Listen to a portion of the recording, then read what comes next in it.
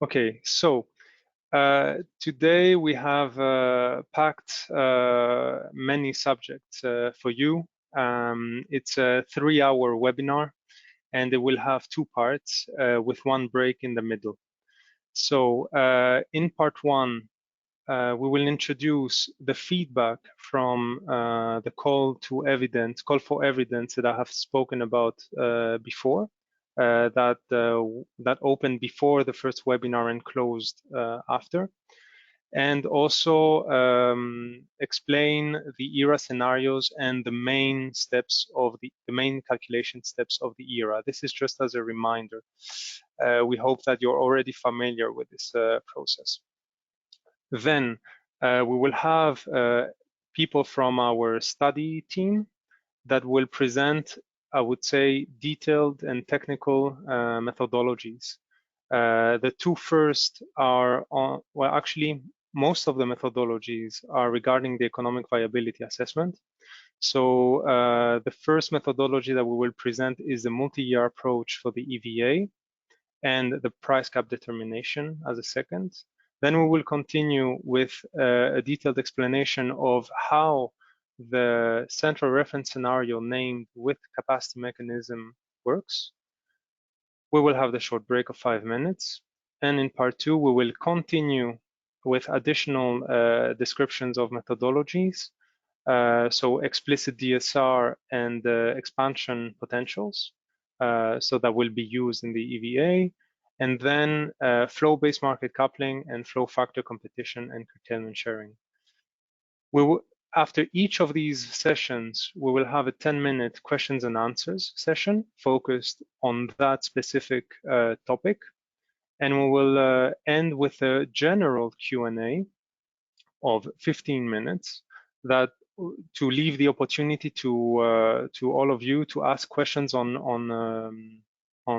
topics that were already presented before. Maybe you need some time to write your question down, and we want to have this to have the opportunity to answer to these. We will finally end the webinar by concluding and describing the next steps. So next slide, please. So to introduce and to explain the results of the call for evidence, I will give the floor to Christoph Sleurs, who is our steering group convener, so the ERA steering group convener. Christoph, can you hear us? Yes, I can hear you. Thank you, Sami. I guess you can hear me as well. Yes, thank you. Okay. Thanks for the introduction, Sami. So, and good afternoon, everyone. So I'll indeed take, let's say, the first few slides on introducing the topic a bit, giving some feedback on the stakeholder feedback we got recently, and remind you of the big steps and the timing where we are at today in the process of the ERA. So next slide, please. I guess this slide is, meanwhile, has become familiar to you, so I won't spend a lot of time on it. Always good to remind all of you that indeed last year, the ERA 2021 was the first iteration we had of this new legal mandate, this new product, as a follow-up of the previous midterm adequacy forecast that we knew before. This year, so we'll have the second iteration with quite some methodological improvements going towards the full implementation of the ERA methodology, for which we'll give you some additional information in the workshop today. Next slide, please. So I think Sami already mentioned it, but some time ago we organized a call for evidence, a call for feedback from all interested parties, from all stakeholders, based on the input data that we collected from the different TSOs, reflecting, let's say, the expected state of the different member states for the time horizon of this study. And we asked for your feedback on this. We got a few comments and a few stakeholders that have replied to this call for evidence. Mainly the main drivers, let's say, for the feedback were, as expected, I think, the Fit for 55 objectives and the difference they have introduced compared to when the original data was first collected for this ERA exercise. And secondly, of course, the impact or the expected impact of the current conflict between Russia and Ukraine. High level, the domains or the topics on which we received comments from stakeholders are quite broad. You can see it here in the picture, ranging from economic parameters to demand profiles, rest trajectories, thermal capacities, and so on and so on. Next slide, please. If you go a bit more in detail and take a look at what we finally took as action based on these feedbacks we received, I'd like to mention quite a few points here. So first of all, reflecting on the demand profiles that were collected and were published, and that reflect also, of course, steps to be taken in the electrification of the system. There we got indeed some feedback that, according to the new Fit for 55 and also partly the Repower EU announcements, that in some cases the demand or the electrification level for some member states might seem to be a bit underestimated. And so therefore what we did is, based on the input we got from several member states, we updated indeed these demand projections to be more in line with the Fit for 55 and the national plans related to that. Secondly, and linked as well on rest trajectories, so PV wind capacities installed, more or less the same story. So there as well, some of these ambitions were meanwhile increased on national level following the Fit for 55 announcements, and therefore these updates were also taken into account into the data set.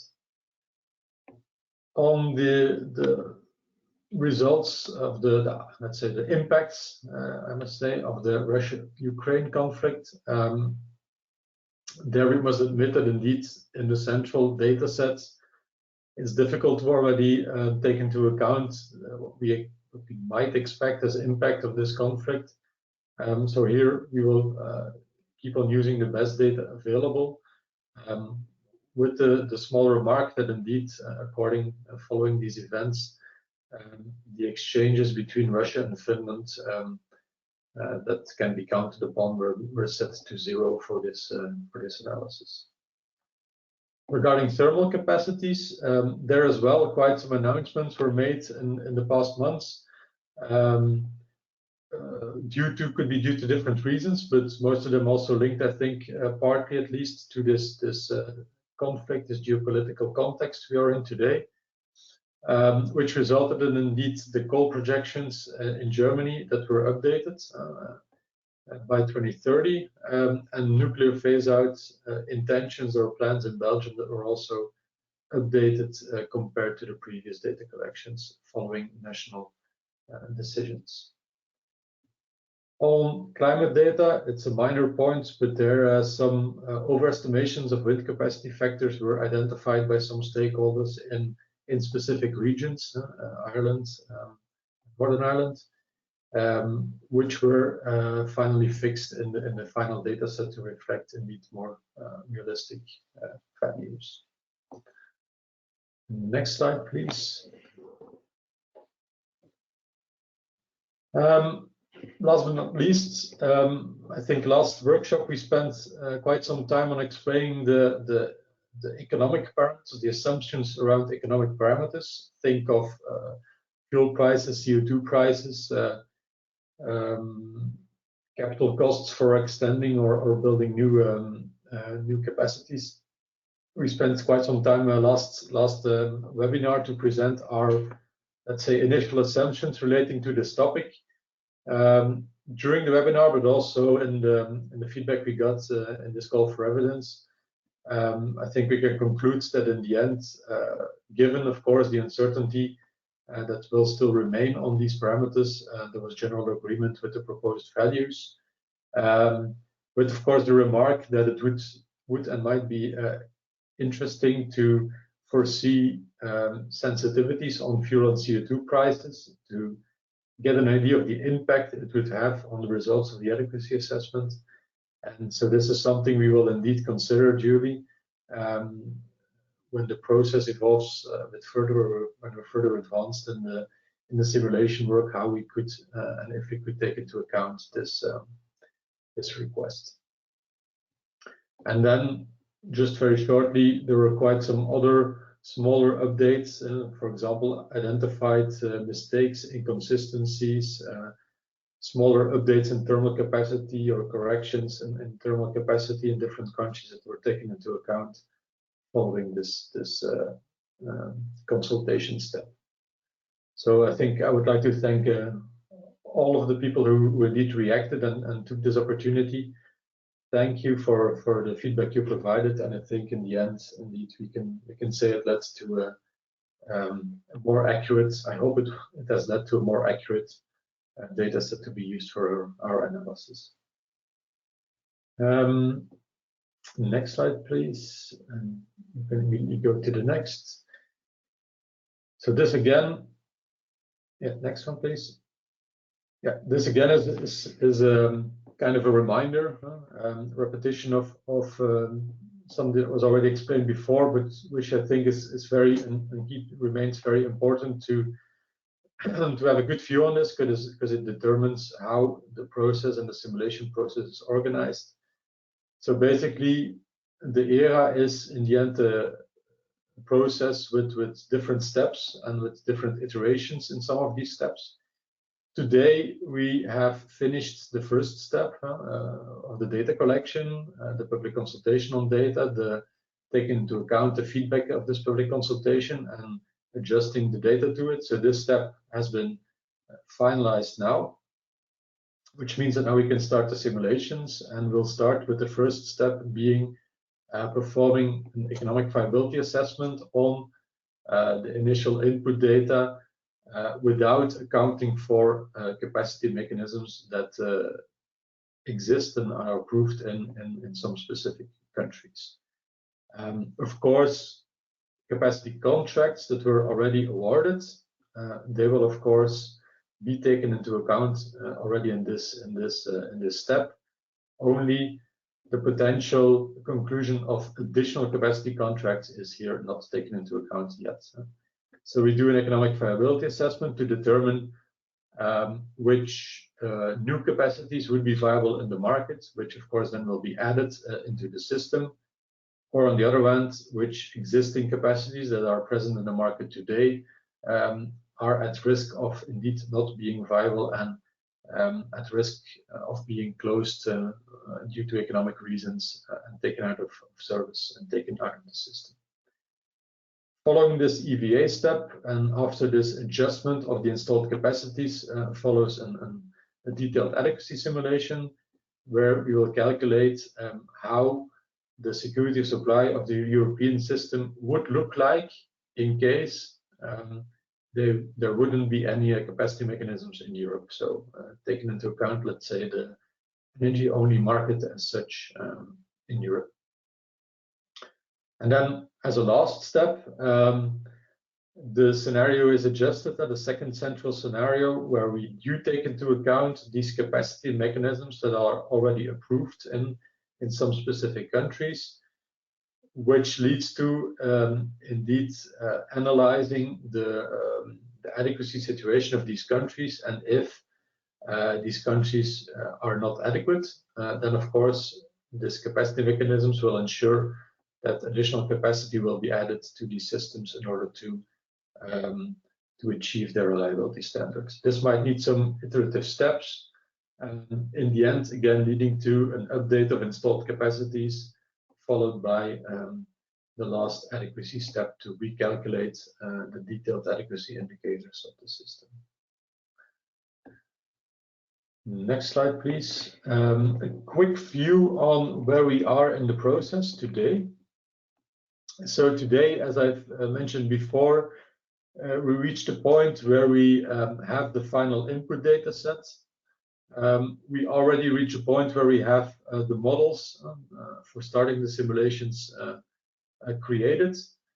Also the flow-based domains, which is a separate process, and we'll go a bit deeper into this later today.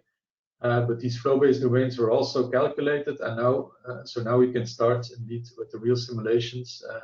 First of all, on this economic viability assessment, followed by the adequacy runs, and the second central scenario with capacity mechanisms. The expectation is that this will take a big part of the summer, leaving, let's say, the second half of the summer available for potential reruns in case some mistakes, some problems are found in the simulation data set, or for some additional sensitivities, for example, on different price estimates for the future. And in parallel, we'll start with this even before the simulations are finished, of course, analyzing the results of the different steps and preparing the messages and the report, all with the intention and the goal of publishing the final report by the end of October. I think that was it for my part, so I can leave the floor now for the next speaker, which is Felix. And maybe Sami, maybe you'll introduce him. Yes. So I'll leave the floor to you first. Hello. Yes. Thanks, Christoph. So Felix is from 50 Hertz, and he also is part of the ERAA study team. So Felix, can you hear us?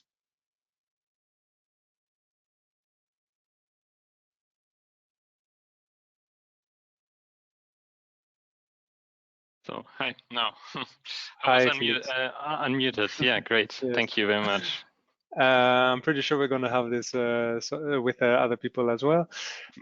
So, Felix, your presentation will last 10 minutes, and then a 10-minute questions and answers. Yeah, so you can go on. Thank you very much. Thank you very much. And to be honest, I have two presentations, and I decided to put a bit more time for this topic because it's a very relevant and also from modeling perspective, interesting topic. And I'm very happy to show you to give you some more details about this very important step of the whole ERA toolchain, the economic viability assessment. So when we just jump into the next slide, the first topic regarding EVA I want to talk about today is the multi-year approach of EVA. That means multi-year in two dimensions. From the one dimension is that we now include multiple target years within one simulation run, so that every disinvestment decision is based on the subsequent years. So for example, a peaking load in 2 or 3 years coming can be somehow foreseen by investors' decision. For example, upcoming coal exit or increase of electrification now has a dependency on the investors' decision in the year 2024, for example. So this is a very important new feature of this year's ERA. And the second dimension I want to mention is the stochastic multi-year. This means that first I talked about now the different target years from 2024 to 2030, as you can see in the visualization down here.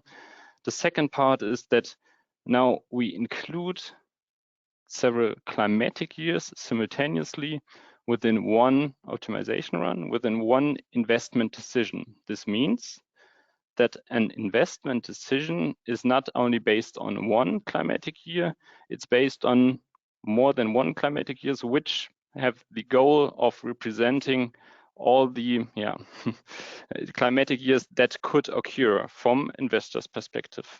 What that means, I will talk about it later, and what challenges this brings for us to find this representative set of climatic years.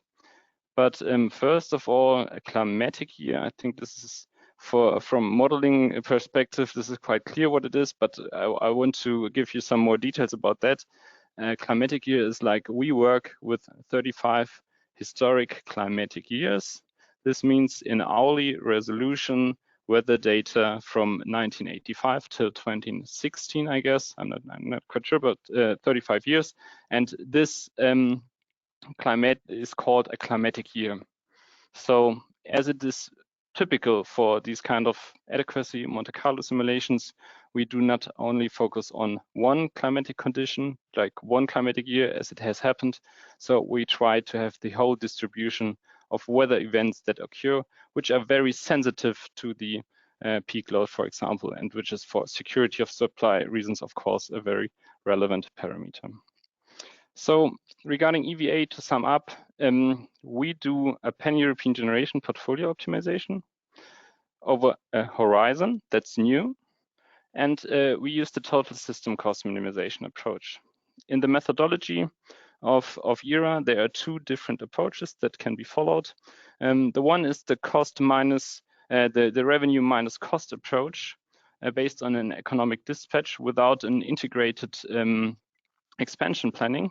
This is not followed by us. What we do is the overall system total system cost minimization approach. So everything, the whole foresight, the whole horizon is put within one optimization problem, and all the investors' decisions are reflected in this model. And I will tell you a bit more about this model and how we treat like different challenges. And on the next slide, you can see what this kind of modeling approach I just described brings us for benefits and challenges. On the pro side, this is a very accurate methodology to model entry and exit decisions of market capacity over a longer horizon. And this is thanks to, like, we now consider future cash flows. So we foresee like that the energy system is changing. We foresee that like electrification is taking place. We see like we foresee that the renewable energies are being expanded, and this all has an impact on the investment decisions we model in the EVA in this year's ERA. And another benefit due to the multi-year approach is that we now are able to include multiple entry and exit decision variables. This means like what is happening in the real market, for example, mothballing decision or life extension decisions for existing units are features that are now able to be modeled as we are now having this multi-year approach. But with every benefit, there come some challenges, and of course, like everyone who's doing like system optimization, system modeling knows that these kind of models are increasing in complexity with every added year of foresight. We have a non-linear increase of complexity. Another problem is that we have to keep the consistency with the economic dispatch problem, the so-called adequacy run. What has been described by Christoph before is that we have the EVA step before, and we have an EVA solution, and then afterwards we go with the adequacy run, which covers a lot more climatic conditions, a lot more outage patterns, as we want to have a whole view on what could happen in order to calculate the typical adequacy parameters of LOLI, for example, or ENS. But these two modeling steps have to be regarding the input data and the world that is seen by an investor or by our system in order to optimize the dispatch and the investment decisions has to be somehow brought together to have to be the same databases. So this consistency is very important and is a big challenge for implementing the official methodology. And another topic to mention here is the consideration of years beyond the target horizon till 2030. So we need an approach how to deal with these additional years, because an investment decision, for example, is taken in view of what's happening after 2030, of course. So we need to tackle this issue, and I will also talk a bit more about that later. The last challenge, and this is also what I want to talk about on the next slides, is that we have to fill up the gap years. And on the slide before, I showed that we have different target years for the ERA 22, but we also have gap years. And the gap years mean that for investment decision for EVA, we need to fill up these gaps with data. They have to be part of the EVA, but they are not part of the adequacy run. So the lowly values will just be for the target years, but in order to have an EVA, we need to fill the gap years. This is, I think, something to keep in mind, but on the next slide, I hope this will become a bit more clear. So please go to the next slide. Thank you. Yeah, so what is part of the EVA? The EVA in this year's version has a couple of more decision variables. It's, as I mentioned, demothballing and life extension. And we have new technologies, for example, batteries. So this is something that has been added. And as you can see, for these different technologies, we have like different options, or investors' decisions are able to be taken. This means, for example, new entry of lignite and coal units is not possible. And for example, also nuclear units, as they are policy units, cannot be expanded, cannot be new built or decommissioned. So this is given by the exogenously set scenario. Same holds true for the hydro and the renewables. They are policy driven, so not part of the EVA. So, but what does it mean to have these different variables, decisions to be taken by investors? I brought an example on the next slide, and I think this can be visualized very well by this example. For example, Unit A, we have an entry, a life extension. We have a life extension decision or an entry decision. This means, as you can see here, the cash flows of Unit A in 2024, we have the investment decision, and after that we have revenues, the green bars, but we also have fixed and variable operation costs.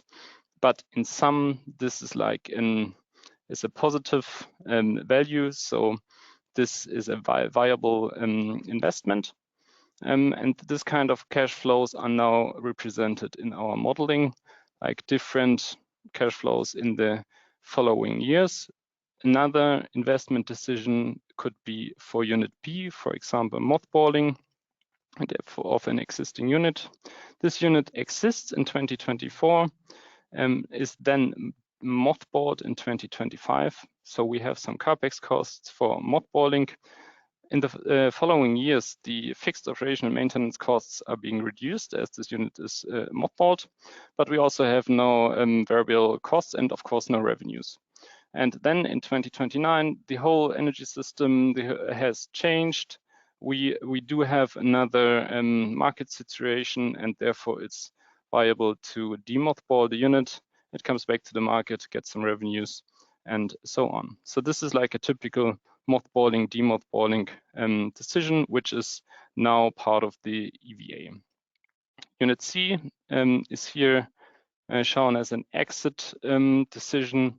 This means in 2027, the revenues are getting lower and lower. So then it's time to decommission the unit, as the foresight is obviously also not good, and therefore a unit is taken out of the market. So this is like typical investment decisions, which are part of the EVA. And I think especially life extension and mothballing are now new decision variables and part of the new EVA this year. I hope this helps to clear things up regarding the temporal dependency of revenues and costs in the EVA. On the next slide, I will tell you a bit more about the gap years, as I just mentioned. Exactly, and as you can see here, we focus the ERA 2021 as it is part of the implementation roadmap. We focus on 4 non-consecutive target years over this whole 7-year horizon. This means we just got full data sets available for 4 target years as shown here, 2024, 2025, 2027, and 30.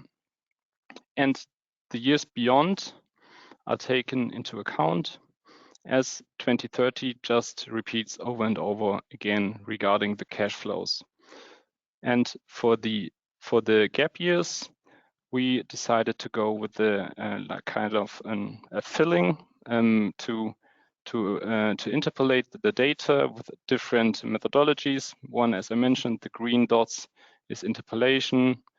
For some data, for example, the net generation capacities, we have specific data available, and so on. I think this is just for transparency reasons that we show how we deal with the gap years in our investment stage.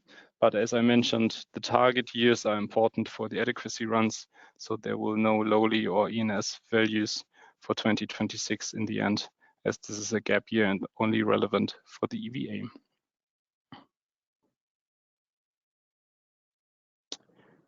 Okay, I think we can go on with the next slide, and I think now it comes to the important part of how to find an efficient model to solve the EVA problem. In our heads, we go with different climatic scenarios as we describe them as a sequence of climatic years.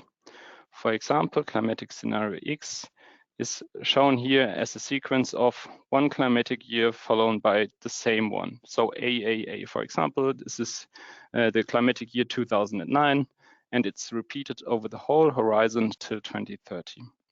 Sequence B could be just another climatic year. But what could also be possible is then that one climatic scenario is a sequence of different climatic years. So 2029 followed by 1990 and so on. And so, as you can see, we have to find an approach to have a very efficient representation of different climatic scenarios that could occur, but not to blow things too much up. So we decided to go with 3 different climatic scenarios over the whole horizon from 2024 to 2030.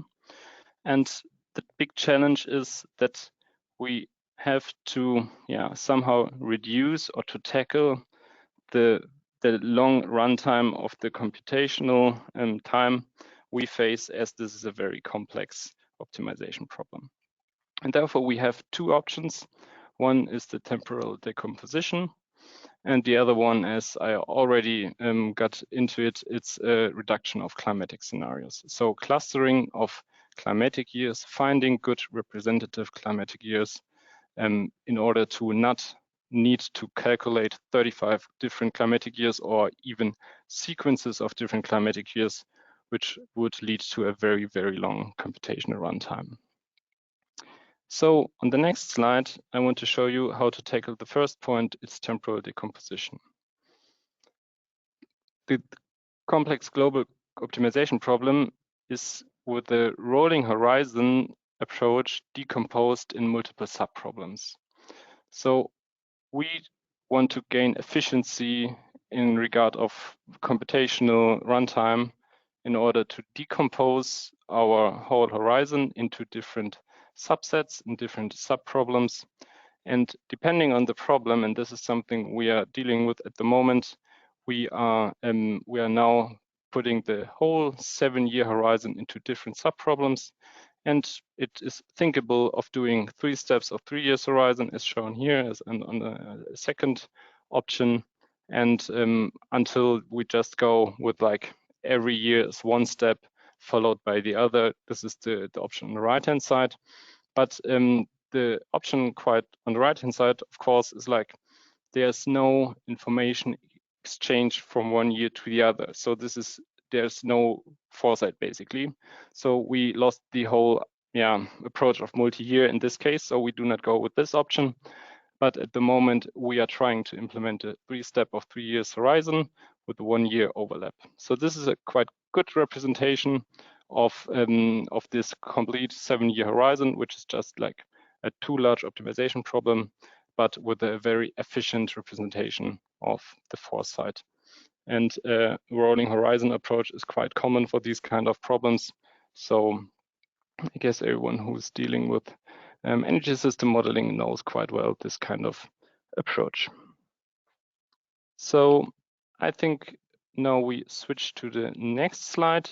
Now I talked about the temporal decomposition, yes. and now Felix, I think we should accelerate just a bit. Can you keep the two next parts in 5 minutes, 5-6 Yes, minutes? this was planned exactly. Thank Yeah, you. the next part is quite short, and therefore let me just say 2 sentences about the selection of climatic scenarios. So the first option I already mentioned is just too big. So this is not doable. If we would go with different climatic scenarios and like a combination of different climatic years, this scenario is just blowing up. So we then decided to reduce the number of climatic scenarios so that for every target year, a climatic scenario is a repetition of one climatic year. This is shown here, but it's still 35 climatic years. And the last step is to reduce the number of climatic scenarios into 3 climatic scenarios with the clustering of climatic years. And now it comes to the very interesting part of clustering climatic years, as described right here. And I think I could talk 10 minutes more about this climatic years clustering. What as a takeaway is that we weighten the different representative climatic years based on the total system costs their expansion plan is causing in the different other climatic years. So this is very modeling specific, but we decided to be transparent.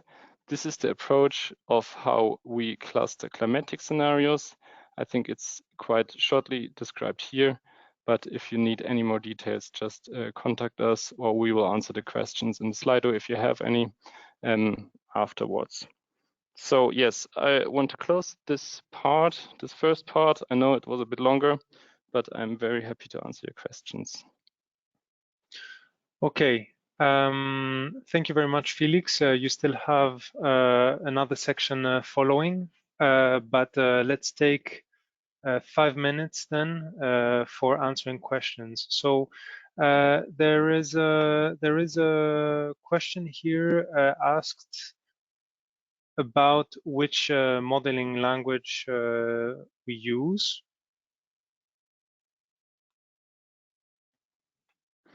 I think it's okay to to say it. It's a Plexos model. Okay. There's another question. But maybe another. This is more related to the whole pre-processing part and so on. Like what is also mentioned for model building. I think then it's Python. But yeah. Mm-hmm. So this is the whole answer. Okay. There is another question about if the model we use will be available for research. No, as we are using confidential data from the TSOs. Yes. This is not possible. Yeah. Okay. So, however, what I can add is that the data that we will use will be available on our website. So we cannot share the model itself, but we can share the data. And I would say data in an aggregated form. And we also did that last year. And coming from academia myself, I can state that it's quite easy to rebuild these kind of models with the data available on the ENTSO-E page. But yeah, Mm-hmm. I think maybe that helps. Okay. There is another question here. So in the rolling horizon approach, is each step a single stage optimization for the current year with respect to costs averaged over the or average over the climatic scenarios? Maybe, yeah, if you can go through this once more, then just to clarify.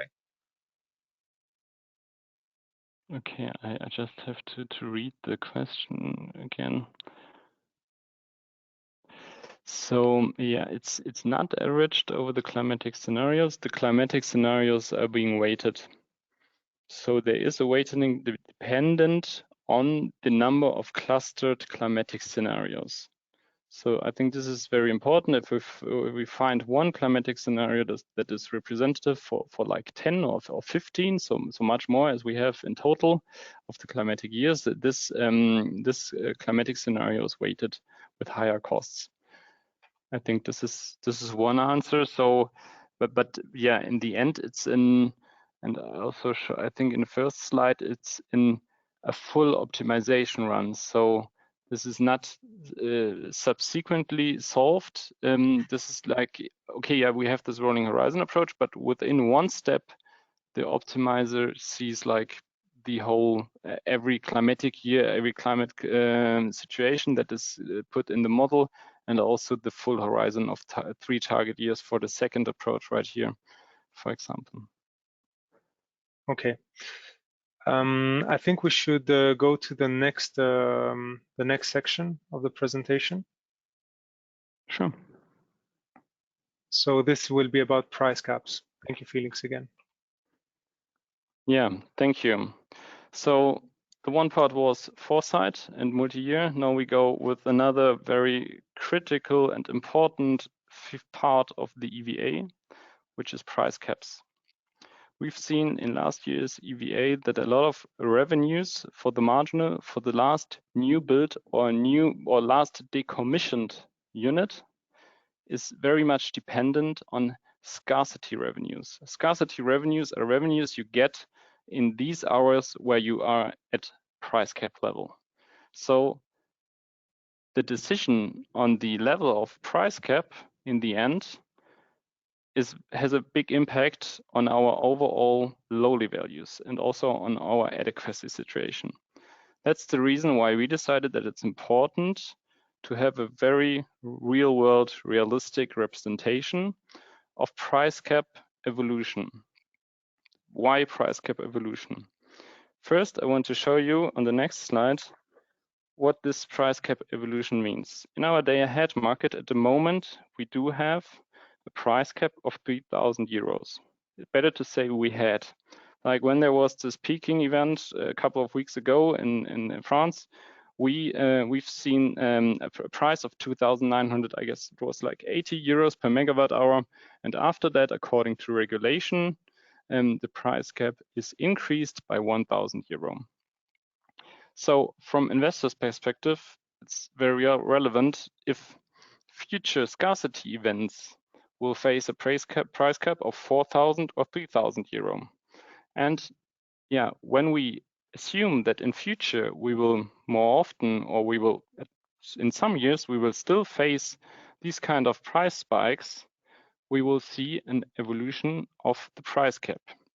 So in general, we can state that the price cap evolution depends on the market situation, and the value of this price cap is very crucial for scarcity revenues and therefore for this kind of disinvestment decisions. So in the last year in ERA, we took a constant price cap for the whole optimization horizon. But in this year, we want to have this price cap evolution, and we need to find a way how to implement this kind of evolution, to find an approach how this over the different target years, the price cap could increase in a realistic scenario. And first, I want to state that it's quite important in a perfect world and having unlimited computational resources, this would be an integrated part of the model.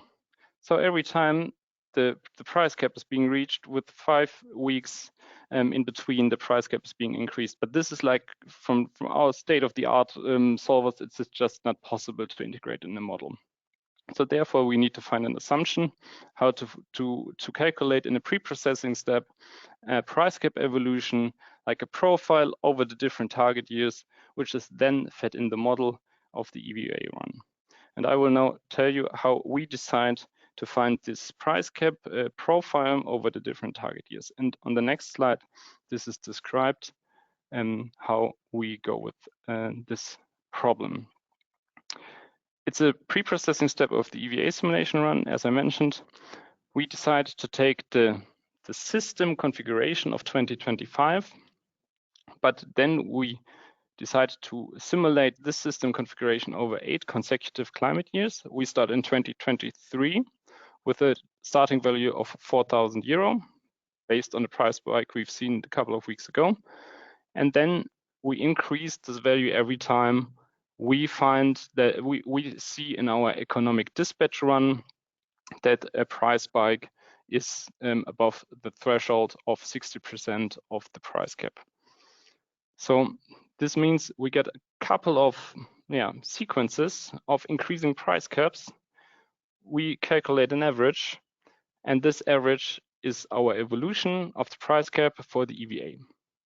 So we have, in the end, one single price cap value per target year, but this price cap value, as it is an average over a certain number of different combinations of climatic years, is not like 4,000, 5,000. It's like something average. For example, as you can see down here on the right side, it would be 4,500 for target year 2024, and so on for the following target years.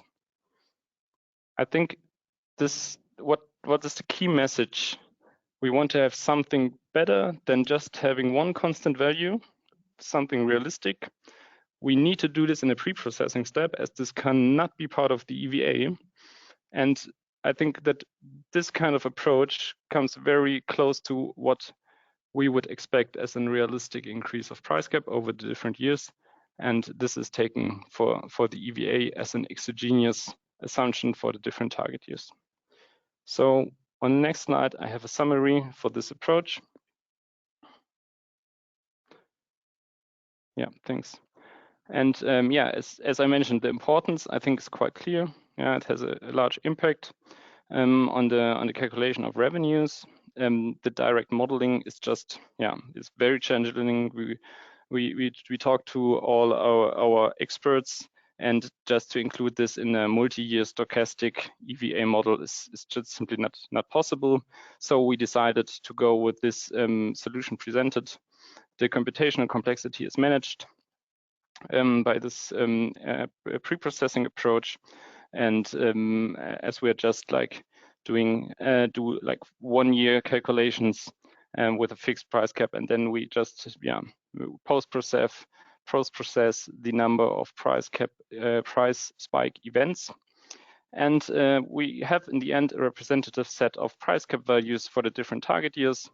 And this is a very, we hope, good approximation of what would happen in real world when we see the next years of upcoming price spike events, and instead of just using one fixed value for the whole horizon. So as promised, this part was a bit shorter, and I'm very happy to answer your questions. Please put them to Slido, and I think I can also, Sammy, please help me with the time. I can also answer some other questions from before, yes, but you're the boss. So we have 10 minutes for questions. So there's a quick one. One of the audience is asking where the data for the gap years come from. So it wasn't clear to this person how we treat, I would say, data from target years. So if you can go to that again. Yeah, and the data from the target years, they come from the data collection, and they have also been consulted by the webinar a couple of weeks ago. And these data come from the TSOs, and they are part of like the NECPs of the member states. But the gap years are being filled up with these existing collected data, and there are different approaches to fill up these gap years. For example, the net generation capacities, we do have the specific data as they are also part of the data collection, so we got them already. The NTCs, the net transfer capacities, which are important for cross-border interconnectors, they are just taken from the previous target year. For example, 2026 gets the data from 2025 and so on. The demand is interpolated, the demand profiles, the capacity factors of the renewables, and there we also have data available, and so on. I think, I will not go to the complete list. I hope this answers the question. I think it's clear. There's another question with regards to the clustering indicator. There's a question from the audience that would like to understand the general concept behind the choice of the cluster, the choices behind the clustering methodology. Okay. Therefore, you need to jump back to the slide where I had the most text on. I think it was one after that, two after that, 22. Yes. So on the right-hand side down here. Yeah, great question. I wanted to talk a bit more about that. So what we do is we have one. We take one target year, and the target year is 2030. We have a large penetration of renewables, and we take this target year, and we do an 1-year EVA run. This means we calculate an expansion plan which is optimal for this climatic year. So, for example, 2010 climatic year EVA run, we have an optimal expansion of installed capacities, of batteries, of coal units, and so on. And then we take this investment plan and put another climatic year on the system. That means we exchange the profiles of demand, renewables, and so on, and then we check, is this, how non-optimal is this investment plan for the system? And a very good indicator are the total system costs. And so we proceed with each climatic year. We exchange the non-optimal expansion plans. We put the expansion plans in every climatic year and so on. We sum it up. And then in the end, we can do a distance clustering of different climatic years. For example, there is one climatic year with this calculated in a very, very mild winter. And therefore, we have very low expansion of installed capacity. And this expansion plan would cause a lot of scarcity events in a very cold winter. And then, therefore, this would drive very high system costs. And in the end, we cluster all the climatic years with the same system cost, and we find a representative climatic year for this kind of cluster. So in the end, it's like what is important to find clusters which have like same expansion plans and therefore same system costs. And with this approach, we are quite confident that we can have representative climatic year selection for like the whole 35 climatic years which we have, but we cannot put in one model. Okay. So we have 1 more minute for questions. So I see a quick one that can be answered. So Marco is wondering whether the price cap for the first target year is indeed 4,000, and if we know the value of the last target year.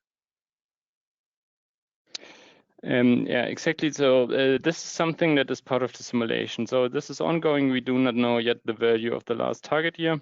I would also, it's also interesting for me, but this is unfortunately ongoing.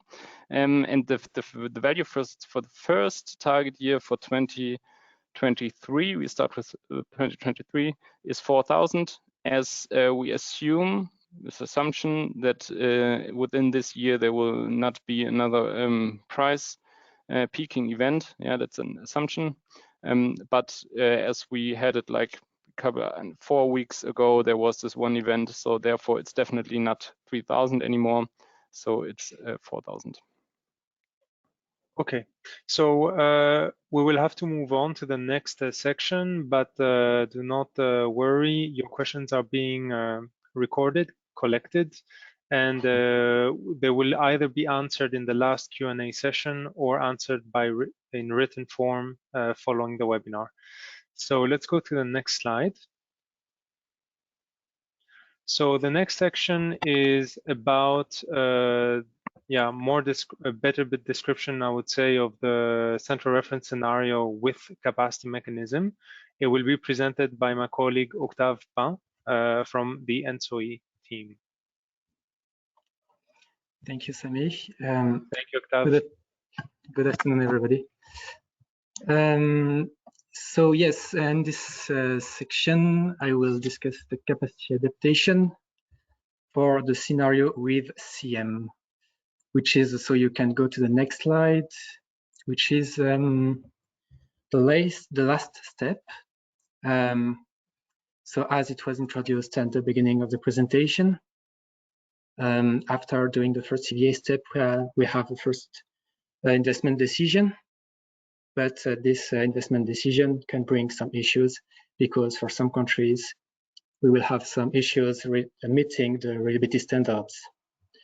So a new step, capacity adaptation step,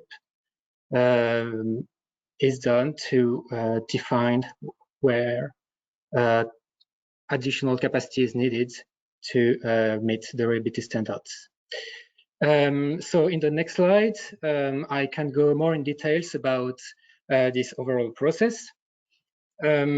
So just to get back to that, after the first CVA step, we have we run an adequacy simulation, and we find what are the adequacy indices for the different countries. For some of the countries, we have out-of-market resources that impact the reliability indices and that were not considered in the adequacy run. So when I'm speaking about out-of-market resources, I'm mainly speaking about, for instance, strategic reserve and interruptibility capacity. Interruptible load, for instance. This capacity, this out-of-market capacity, is added back to the system as a post-process to define what is the, let's say, actual LOLE after these resources are being used for adequacy. Once it's done, we then need to check if for all the countries with an approved capacity mechanism, we have a LOLE which is higher than the reliability standards defined. When it's the case, we need to add additional capacity to the country. This is the process. In this process, we have to define which capacity we need to add back to the system. The decision priority right now is first to consider to have re-entered the capacity that we decommissioned during the first EVA step. But among all the capacity that were retired, we will first take back the capacity with low fixed operation and maintenance costs. Then in this step, we add back capacity. If the capacity we need back is not, we don't have enough capacity, we just have to enter new capacity, to commission new capacity in the system. Once it's done for all the countries with that are not meeting the reliability standards, we then run a new adequacy simulation. At the end of this new adequacy simulation, we have a new LOLE for all these countries. Again, we have to have this post-process to consider the out-of-market resources. And once this process is finished, we again check the LOLE for different countries. As long as the LOLE is too high compared to the reliability standards, we have a new iteration. And once we did enough iteration, when the capacity added back is enough to meet the reliability standard for all the countries, then we can have the final mix, which is called the model, which is called the scenario with CM. And once it's done, we can launch the final adequacy simulation. In the next slide, I can show, let's say, an example, but also to show a bit a consequence of such a process, which is the cross-border contribution. So this is, let's say, also expected expected behavior. If, let's say, in an example, we have country A, country B, and country C. You can see in the left, to country A and country B have reliability standards set, but after the EVA, both countries are not meeting them,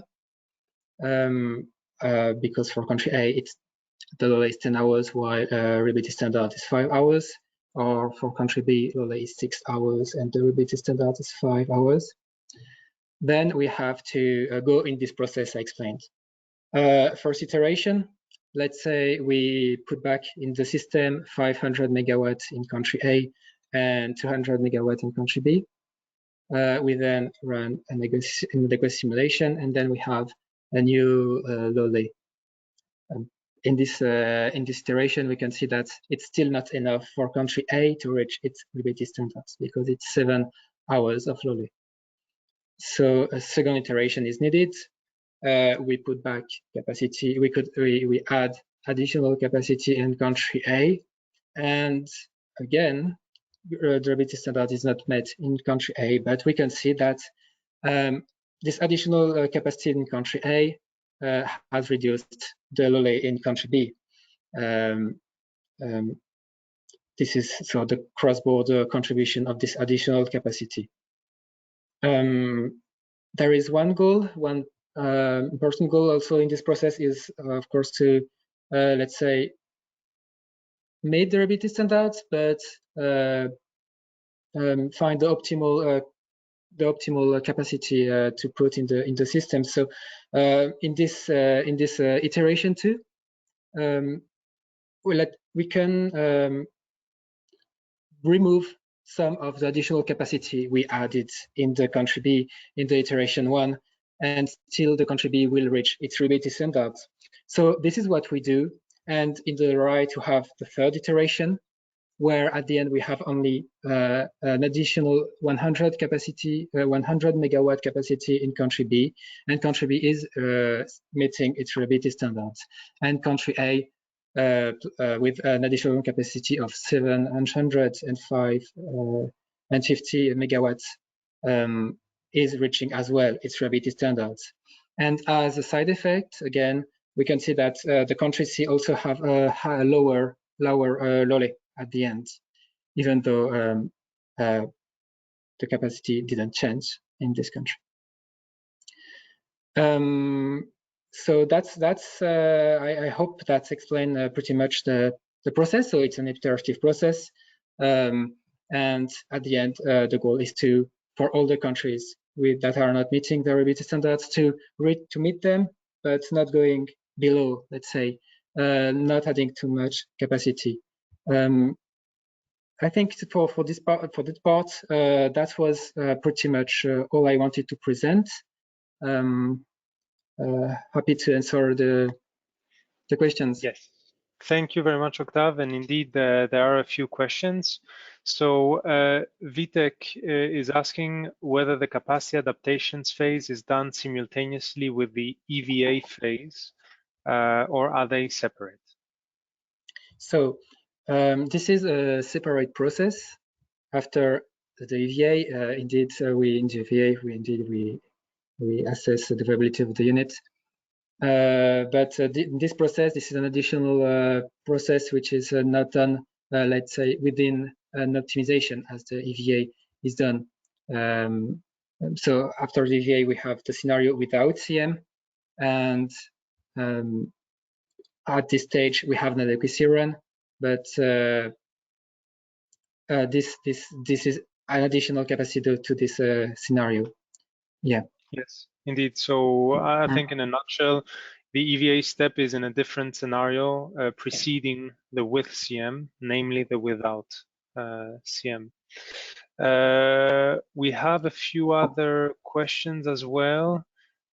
So in a multi-country, so a question from Simon Tindermans. So in multi-country capacity adaptation, how do you determine in which country to start adding the capacity, and by how much? Very good question. So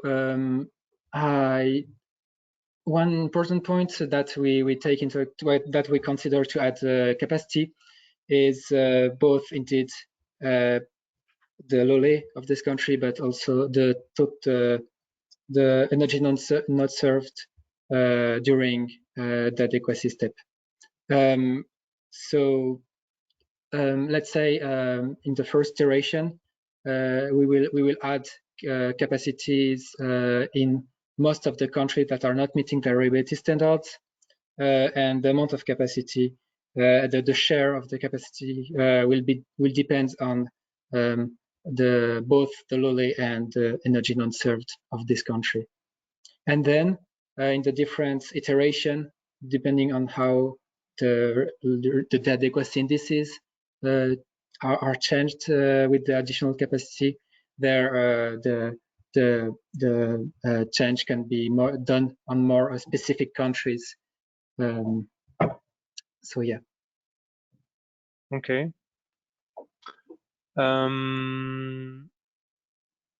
So there was one question by Marco that is asking whether we have a reliability standard for each country, or whether we consider a reliability standard at the European level, a single value.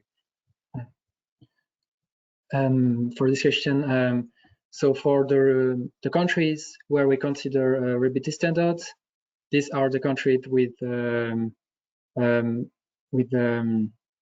approved CM, and the countries that have a defined reliability standards.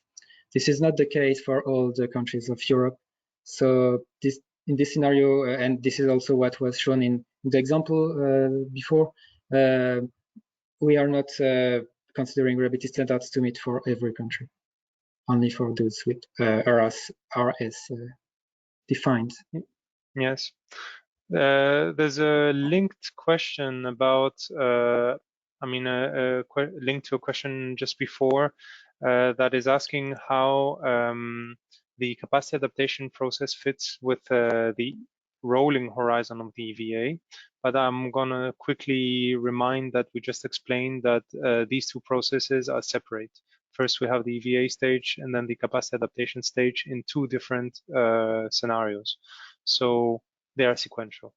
I mean, they're not. They do not iterate between EVA and capacity adaptations. Okay. So there's a question by Javier. So what technologies are mostly used for the iterations with CM in order to reach reliability standards? Okay, so what technologies?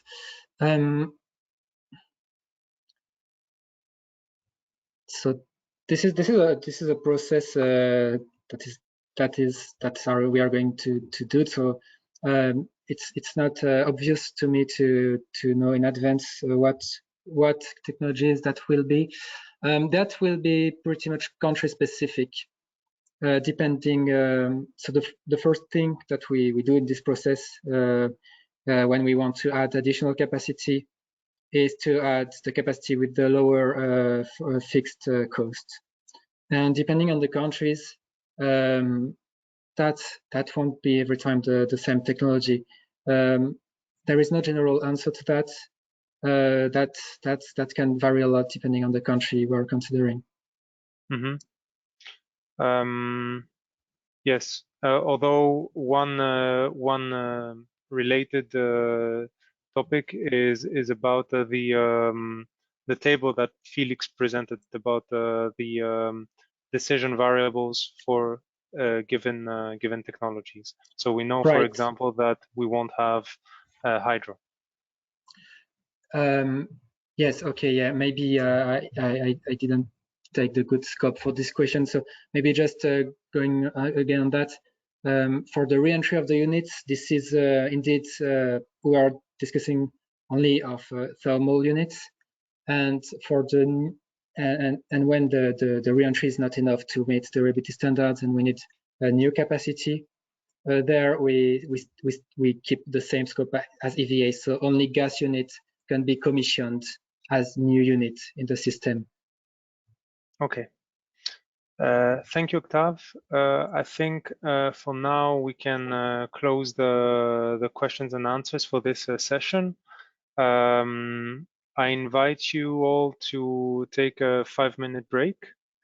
And so we will be back at 3:25. Thank you very much.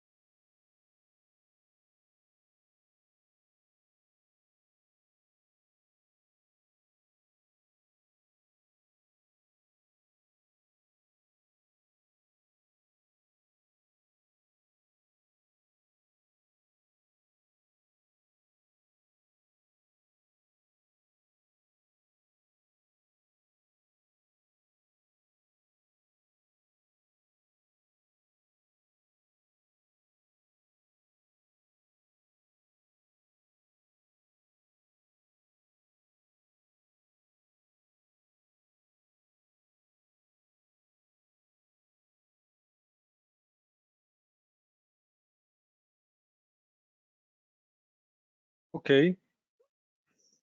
I hope everybody had a nice break. So there's a small change in program. So Christoph unfortunately cannot stay with us until the end. So I will tackle some questions that I wanted to address to him before he goes. Christoph, are you on the line?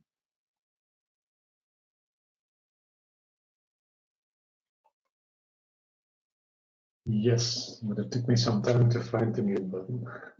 No problem.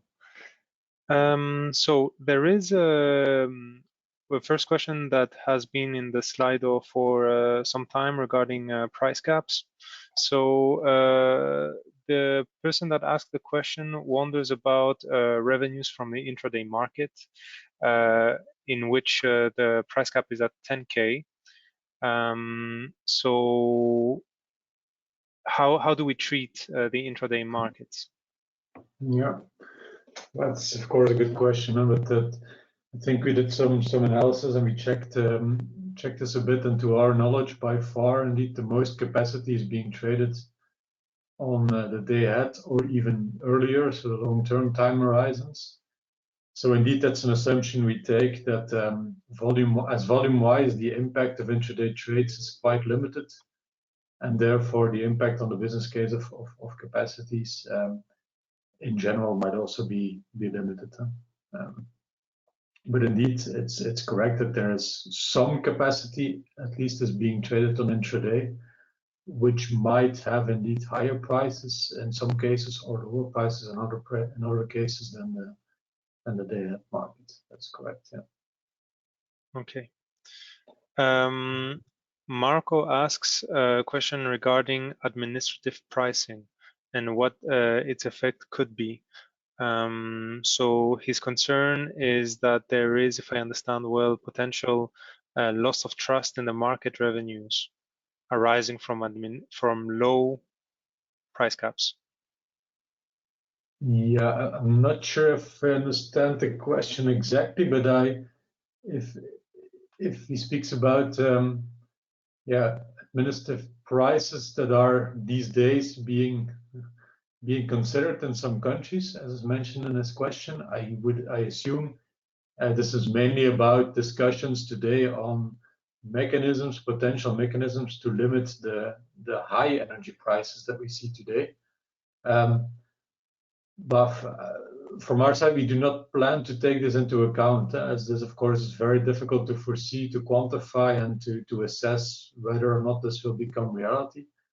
But yeah, indeed, if this would be applied, or if other mechanisms would be applied to, for example, reduce what they call windfall profits from generators, then indeed this might have an impact on the revenue of capacities and reduce these revenues. But again, as this is really difficult to foresee, to quantify, and one could even question the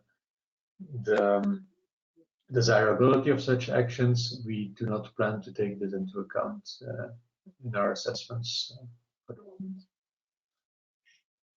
Okay. Last question for you, Christoph, for the moment at least, is a participant refers to the electricity regulation, where he states that demand price caps have to be lifted before capacity mechanisms are introduced.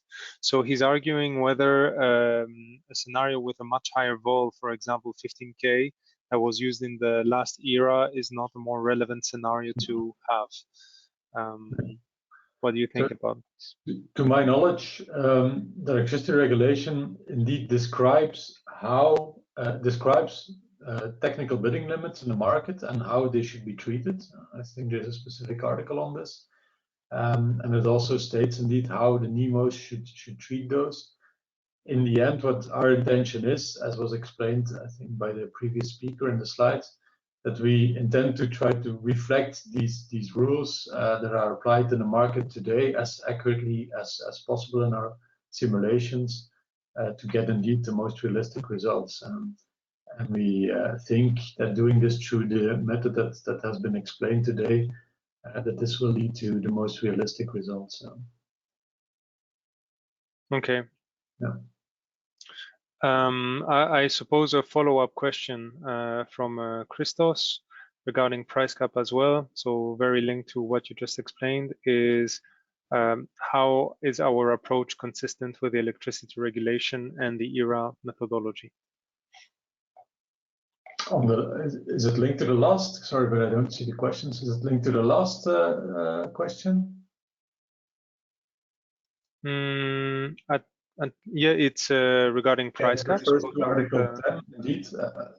If I'm not mistaken, the approach we just presented is indeed exactly in line with what is written in Article 10, indeed. Yeah.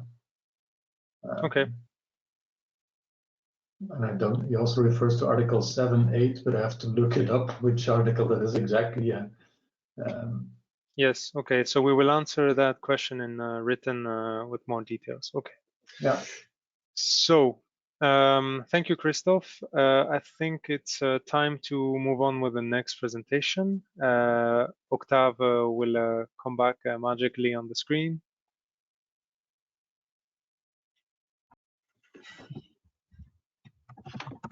Hello again, Octave. Yeah, hello. Okay, we can hear you, so you can go on. Thank you. Okay, perfect. So now the topic will be about how we are considering explicit DSR and explicit DSR expansion in EVA. So in the next slide, I will go through the way explicit DSR is being considered. So for the explicit demand side response, we are considering several bands. Each band is defined by, in one hand, the activation price in euro per megawatt hour, a capacity, and of course a capacity which is linked to this activation price, and a maximum number of hours it can be used as a third component of this band. So you can see on the slide that there is a chart to give a simple example where we have the price on the market during through the time. When the price reaches when the price of the market reaches the price of the cheapest DSR band, then the DSR is being activated. It can be activated until we reach the maximum number of activation. And then if the price still goes up, a second band can be activated as well, and etc. etc. Just to note, a DSR can be activated and deactivated and activated back in the future, as long as the maximum number of hours is not reached. And this maximum number of hours is set on a daily basis. So, for instance, DSR cannot be used more than 6 hours a day. Maybe next slide. So this is this was the principle of the explicit DSR in the market. And in one hand, so explicit DSR is split in two parts. In the first part, we have the TSO estimate, which is in the market. Whatever happened, it's treated as a policy unit and cannot be decommissioned. On the other hand, we have an expansion potential that is, let's say, subject to investment and decommissioning, depending on the viability of the band.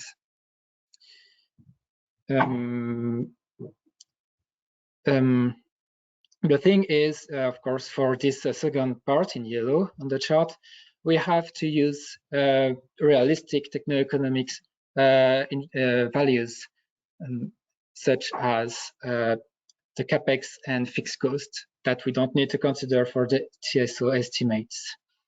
and we have to define good potential for this expansion band. For definition of such parameters, we have, let's say, three paths. The first one is the use of vol-cone study that were done for different countries. In these studies, this information would be defined, both capex, FOM, and the activation price, as well as the potential. It happens that sometimes DSR is not considered as a reference technology in such studies, and in this case, we don't consider EVA as an expansion potential. But this is only for the countries with a vol-cone study. When it's not available, then we use national studies about DSR. Again, in this study, we use these techno-economic parameters provided, and when such studies does not exist, we go for a centralized approach that I will describe later. In the next slide, I show let's say the way we are considering DSR expansion across the different countries. You can see that in blue, few countries has provided conducted a cone-vol study. Germany, Finland, Sweden, and some others, as you can see in blue. In the purple, you can see the countries that were using national study about DSR, and the remaining countries in green and in yellow will be either a centralized approach or under investigation, depending on the countries, and that can change, and that will be defined in the coming days. Keep in mind that it's still a preliminary figure that will probably change a bit in the coming days. So a few countries will have their color changed. The DSR potentials still being under consolidation. In the next slide, I will go through this centralized approach that we use for all the countries that does not have a cone study or any other national study about DSR. This decentralized approach uses the historical data about industrial consumption. So on one hand, we take the industrial the consumption of electricity per sector. So per sector, it can be in one hand the metal industry, it can be paper industry, it can be a lot of different industry, and for each of this group of industries, we set we have an historical consumption, and we'll define an activation price band for the DSR related to each of these technologies.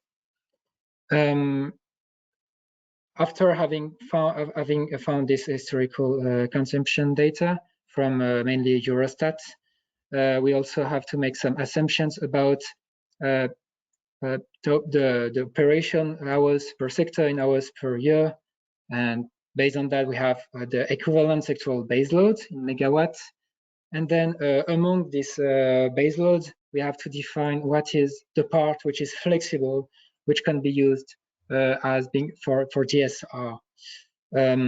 That is typically we used last year, and probably a number which is around 35% this year as well. After having done that, we have a potential in one hand, and based on some other study, we defined a fixed cost and an activation price in the other hand. For the activation price, this is mainly based on the SEPA study about the value of lost load of electricity supply in Europe, so published in 2018. And for the sectoral FOM, this is harmonized values from the available Vol and Kone study. Same for CAPEX. And as we have in one hand the potential and the other hand the techno-economic the economic parameters, we then have the different price band for the DSR expansion. To avoid double counting DSR, explicit DSR, we then have to compare this result with what was given by the TSOs in the national estimates, in PMNDB, in the national estimates. And based on that, we have the final DSR expansion potential. I think this is pretty much all for this topic. Can you go next slide, please? Yeah, perfect. So happy to answer all the questions. As many questions? Yes. So I saw a question before. Yes, one of the participants is asking about the specificity of DSR with regards to heating and cooling, and is asking because the heating and cooling DSR, its objective is to maintain a particular temperature set point. Have we considered increase of load before the activation of DSR to protect this set point, or an increase of load after the activation of DSR to how do we say to achieve that point to catch up? Yes, indeed. That's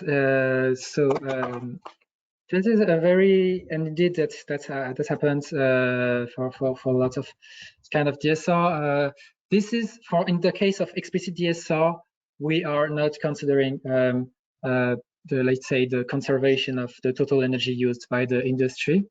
So we are just considering that we are cutting this load. I think I can go quickly on that, but maybe not to open too much the topic. But this is something we include in the way we implement implicit DSR, mainly for, let's say, for instance, for the heat pump. We keep the total energy consumption, but this can be shifted before or after just the actual consumption given in the demand time series. But this is not considered in the explicit DSR. Thank you, Octave. There's another question that I will take. So the Pentalateral Energy Forum, having launched several studies and workshops focusing on EVA, DSR, climate change, etc. Do we consider, do we follow these developments, and do we basically include them into the ERA?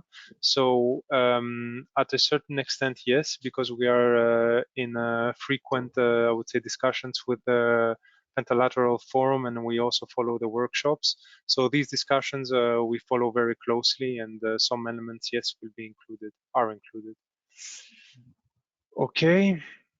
I think there is no other question on DSR. Oh, no, there is one. So question from Christos, very active on this webinar today. So he's asking about FOM and CAPEX values, whether we are planning to use separate values for each parameter or follow the same approach with ERA 21. Furthermore, how are we planning to estimate these values from existing Kone studies? For example, do we plan to make simple averages? If the question is not, it's too long, feel free, Octave, to rephrase and to explain the process from scratch.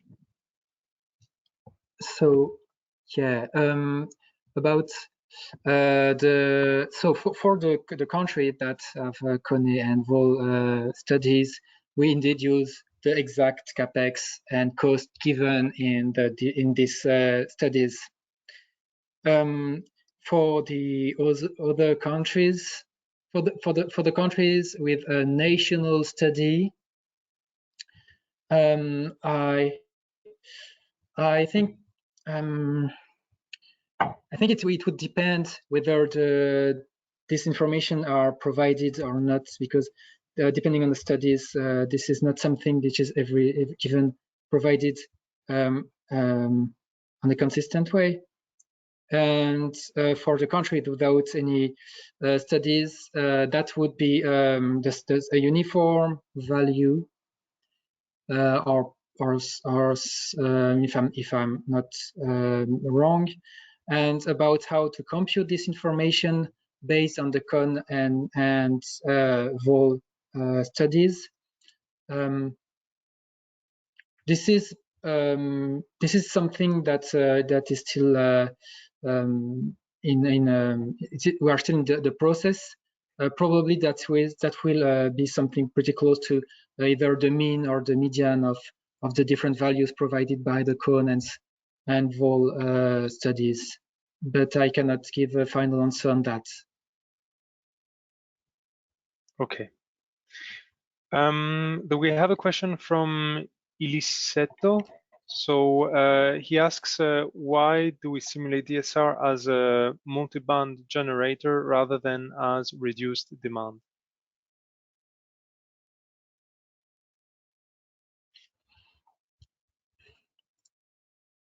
So to model explicit DSR, indeed, there are ways to decrease the demand. I think yeah. I think we can state the fact that we also have implicit DSR. Indeed, we in one hand we also have implicit DSR that is used to shift the demand itself. So, but yeah, for explicit DSR, I wouldn't. I think that the reason is that it shouldn't. The results of such implementation should be quite the same at the end. So we went this way. I wouldn't be able to give. It's okay. It's it can also be due to modeling constraints. At some point, yeah. At some point, the DSR is part of the load. So if the DSR unit is generating electricity, it's pretty much as if this DSR object would not increase the load, if it makes sense. It doesn't generate electricity on top of the load, let's say. It's yeah, DSR is part of the load. Okay. There's another question that I will quickly answer. So for countries that have a Vol-Econ study, but for which the reference technology is different than DSR, indeed, the DSR expansion potential is 0 megawatts. Mm-hmm. So that's for that. I don't think we have any more DSR questions. So if Lucas is ready, we can go on with the next presentation.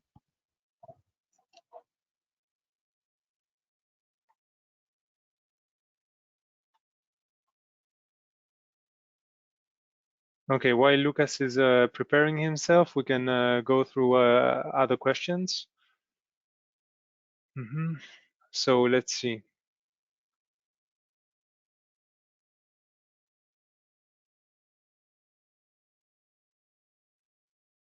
So there is a question with regards to the net present value of new plants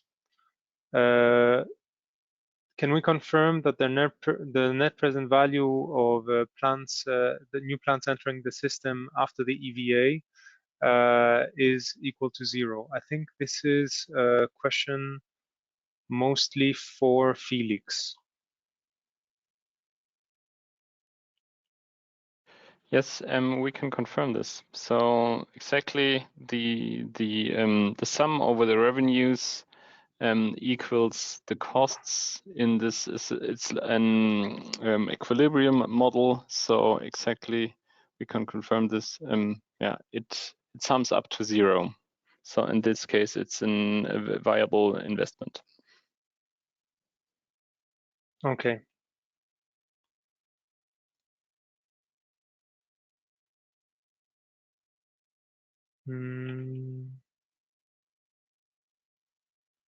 I think we have tackled most of the questions. Maybe we can go back a bit to the previous presentations as well. So there is a question from Yassine to Felix as well. He asks about the temporal resolution of long-term planning and dispatch model.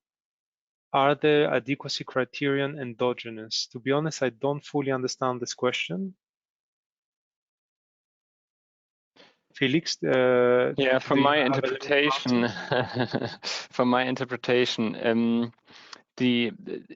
we do not have an adequacy target value endogenously in our models, so that, like, not directly, that there are some models that are able to say, okay, for each market zone, you can set up an adequacy target level of, for example, 3 hours slowly, and this is not what we include in our model.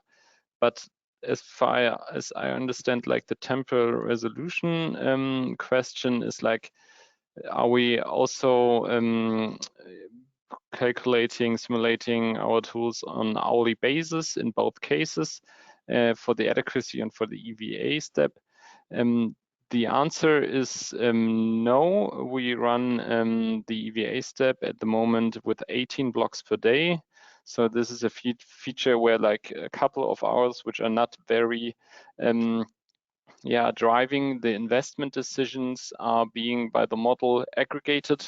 And in this case, this allows us to have an efficient and fast model, but without reduction of the results. So the results, we tested this for some target years to stay the same.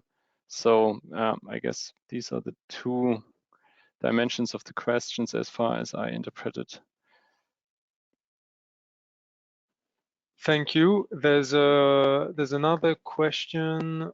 So again, from Yassine, quite technical questions. So how do we set additional capacity for specific countries? Is LOLE equals 0? So basically an overinvestment a good result for us?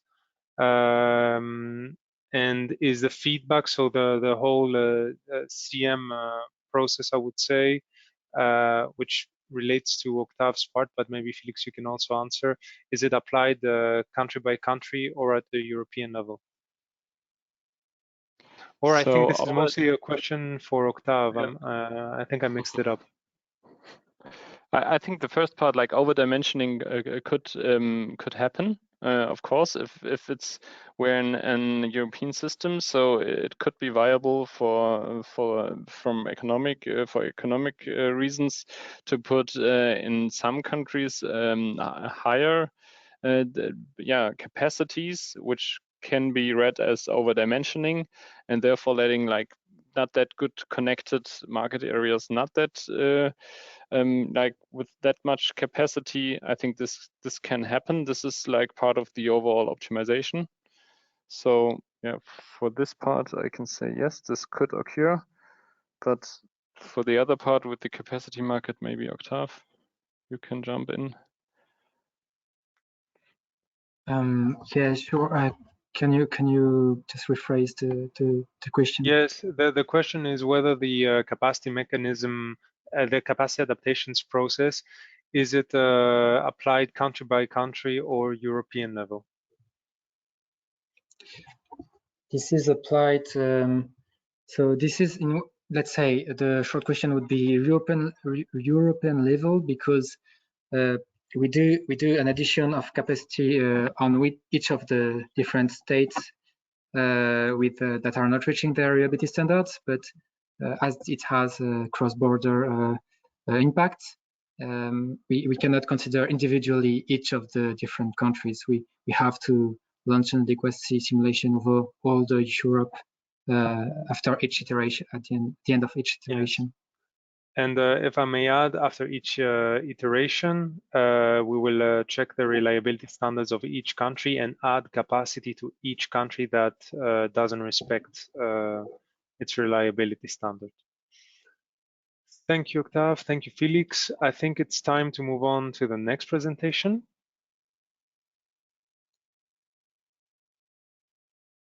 So I have the pleasure to announce Lucas Galdikas, ENTSO-E member, ENTSO-E staff. He's a colleague of ours, and Paul Plessier from RTE, who is also part in the ERA study team. Lucas and Paul, can you confirm you can hear me and speak? Yes, so we can hear you, and I think that we can both speak as well. Great. Yes, I confirm. I think, sure Lucas, I think you have your camera, protection on, but I will leave you the floor. Thank you very much. Thank you, Sami, for a nice introduction. So welcome everyone as well, and also thank you, Paul, for joining this webinar as well. So as Sami just mentioned, I'm staff at the ENTSO-E Secretariat, and I'm working with the dedicated team which will focus on the flow-based domain preparations for ERA study.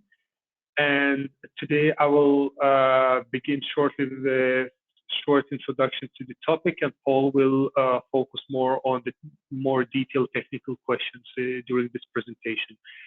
Hopefully this presentation will be useful for all the attendants, and we will be more than happy to answer all the questions which you may have. So if we could move to the next slide, as just the very beginning, to have a short introduction. In this slide, we try to briefly mention what the flow-based market coupling is, but we don't really want to focus here because it would take probably too much of time. In general, in very basic terms, flow-based market coupling really tries to represent more accurately network for the market clearings. This has many benefits, which includes enabling more trades, as well as minimizing the correcting actions which are necessary.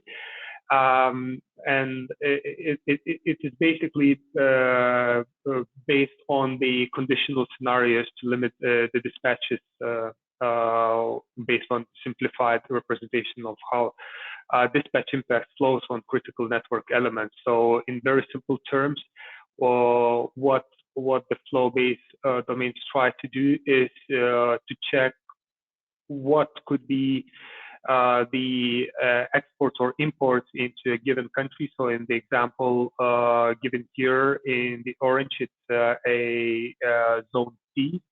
So we want to understand how much we can import or export from this country, assuming a certain net positions of the other countries. So assuming if the zone A is exporting or importing to a specific amount, and likewise in the zone B. So based on some conditional scenarios, what happens in zone A or zone B, with the flow-based domains, we can make a more detailed insights of how much energy could be imported to zone C as well. So this is only a snapshot presentation here, but in the essence, this is what the flow-based domains are about. Not going really much into the details here. I hope that all attendants, if not well aware on this topic, could read available materials. So in this example, we have a couple of references added in this slide. There are really plenty of additional resources online. So if you are interested on this topic, feel free to to read those documents as well. Meanwhile, in this presentation, we want rather to focus on how we compute the flow-based domains. So if you move to the next slide, before we go into the details on how we do, we could also explain why flow-based market coupling in ERA is relevant. And it is basically because in ERA study, we try to represent future market arrangements more realistically. So depending on what is going to happen in the future. So as you see here in the first 3 bullet points, flow-based market coupling are already operational in some areas like CWE, and in core in Nordics it's in the testing phases, and deployments are really expected quite in really quite near future, meaning that future markets in Europe in those areas would be based on the flow-based market coupling. Those 2 regions are actually highlighted with the orange boxes for your convenience on the right-hand side of this slide. And for this reason, we of course want to have a more realistic representation of market arrangements in our prospective studies, and hence we want to implement this in ERA studies.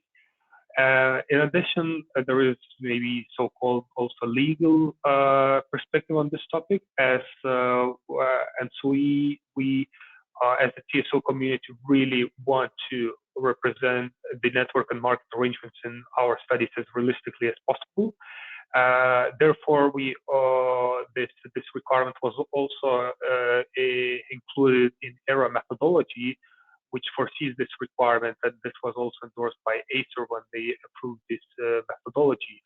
So this is also, from one perspective, we really see a relevance for this to be implemented in our prospective studies. On the other hand, we also have a commitment from our side of some legal foundation. So said that, I think that I try to cover briefly what the flow-based market coupling is and why we are talking this in the framework of ERA study. And now I would like to give the floor to Paul, who could focus more on the details of how we compute the flow-based domains for our prospective studies. Perfect. Thank you, Lucas. So basically, there are 2 main methodologies which exist to define flow-based domains that we will then put into our adequacy studies. The first one is the derivation of flow-based domains from the network. It's the closest one to the operational calculation of flow-based in operational core capacity calculation. And well, the idea is to compute prospective domains for a few years in advance from some future network models. I'll come back in next slides in the exact steps of this methodology. Basically, having this methodology makes things more accurate because you're mimicking the operational process on future data. And it's possible then to reflect the changes, the future changes which are foreseen in the PORA system. On the other hand, it's quite a complex and time-intensive work because it requires, let's say, implementing things which are really similar to the operational flow-based. But it's really good to calculate flow-based domains in a medium to long-term time horizon, basically. For example, you can see that as something similar to building well, weather models on the future climate in order to assess the future climate, not relying on historic data, but more on long-term prospective data. The other approach is the statistical analysis approach, which is an approach which is based on the use of historical data from which you can derive the most interesting domains to apply to a prospective study via some clustering methods. The process is simpler and it relies on real data from historical domains, so it's validated data from TSOs, so it's less prone to mistakes as well. Of course, being based on history makes that less, let's say, coherent for long-term studies where you have network reinforcements, for example, that you need to take into account. let's say that as an analogy, this can be seen as a similar thing that assuming the weather in the coming month or some weather scenarios based on historical observations rather than trying to compute them with a long-term model. And so in the ERAA process for this year, the first methodology will be applied to the core region, and the second one, the statistical analysis, will be applied to the Nordics flow-based domains. Can you go to next slide, please? So this slide sums up the process, the long-term process, the process of derivation from the network that I mentioned in the previous slide. So basically for this process, the basic input data that you need are a prospective market simulation that will reflect pretty well the future conditions of the generation and the future generation mix in the different countries. For this year, we were based on the EWA 2021 market simulation.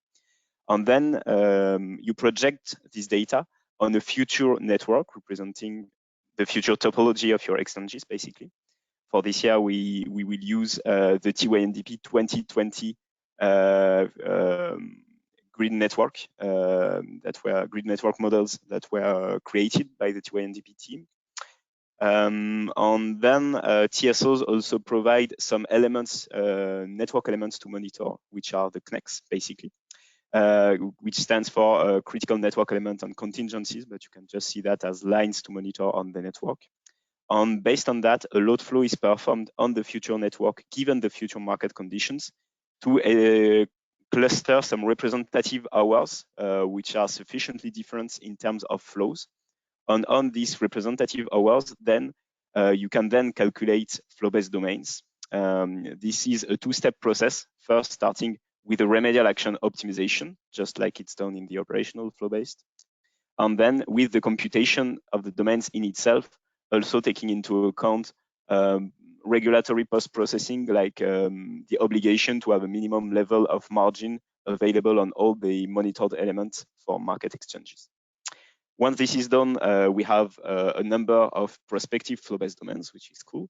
And then a classification algorithm, which is a random forest algorithm, basically, is used to determine which of these domains that we calculated are to be applied to each hour of the prospective study for each climate year.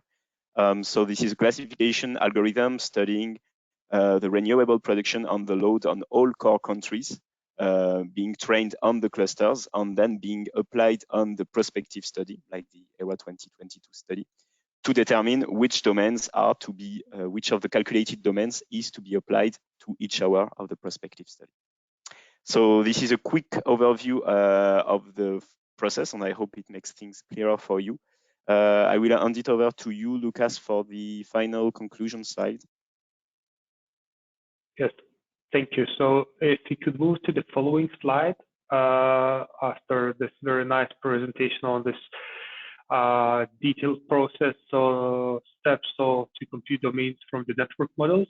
I think that we could conclude now this presentation with the key takeaways from what we just discussed, is that the flow-based market coupling, first of all, enables better representation of network and market simulations, and therefore it's really seen as an interesting topic to be implemented in real market clearing algorithms. And for the reason that it's being applied in the real life, we are also interested to represent it very accurately in European resource adequacy assessment, because a better representation of the future market arrangements means that it would enhance also adequacy simulation results as well. So the third takeaway is also probably the fact that flow-based domain computation is rather a work-intensive task, and it involves few elements of the methodology, which just creates the complexity of the whole work. And then the last but not least is the fact that deriving flow-based domains from network is typically a target methodology for any prospective studies looking few years ahead, whereas the statistical approach in some occasions can be also be applied for a near future studies, or in a very specific cases where the network developments could be expected to be not that substantial, and it could be also applicable. Therefore, when considering the flow-based domain preparation, one should always also consider the relevant methodology which should be applied there. So with these 4 takeaways, I hope that all the participants of today's webinar could have at least a picture of what we are working within ERA study team on this topic. And if there would be any questions available, we would be more than happy to answer those. Thank you very much, Paul and Lucas. It was clear. So it seems that we don't have any questions. I'm leaving 1 minute. All right. I think that in any case, if no questions would come, we could, in addition, also recommend that some descriptions could be also available in ERA 2021 publication already, if someone would be interested in a bit more detailed description in written form. And likewise, everyone could be also eagerly wait for ERA 2022 publication, where we would be also trying to add additional information which we have received until this point from our interactions with stakeholders. So some information is also already available in the written form, and some additional information in written form would be published as well in the near future, together with ERA 2022 publication. So during the time we were speaking, we have 2 questions. So the first one is from Tamas. How many clusters of flow-based domains are used in the end? And are we planning to publish shadow prices for identifiable CNEX?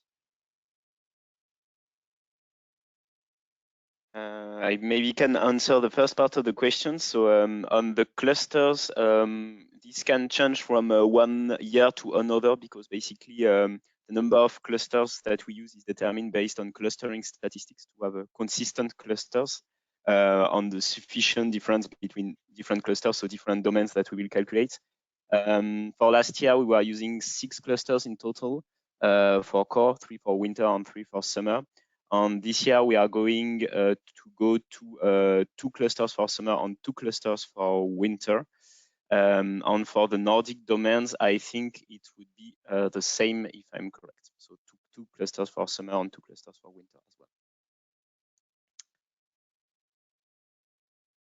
Do you want to add anything on the shadow prices? Yeah, on the second part of the question, as far as I'm aware, Lucas, please don't hesitate to complement. There's no plan to, let's say, compute or to publish the shadow prices, because this is not something that can be, it depends on the market simulation, of course. The shadow prices is like the price of 1 additional megawatt hour of capacity on a given element. This is not something that can be easily retrieved in the adequacy software most of the times. So I'm not sure we'll be able to publish these shadow prices due to that. Yeah, the questions might need to be discussed between us as well. Okay, thank you. There's a second question from Philip. So it has multiple elements packed in there. So supposing that, well, basically, do we account for changes in the PTDFs with the construction of decommissioning of power plants? So basically, post-EVA. The answer is yes, because when building your flow-based domains, you, as I said, you take as an input a market simulation, which is usually an error simulation from the last year. And basically here, if your initial market simulation represents your energy mix from which you will derive the flow-based domains. And if you take as an input the results of the ERA study with EVA, which is what we did basically, you can then derive flow-based domains corresponding to this energy mix, so taking into account the decommissioning of power plants as well. on the commissioning, of course.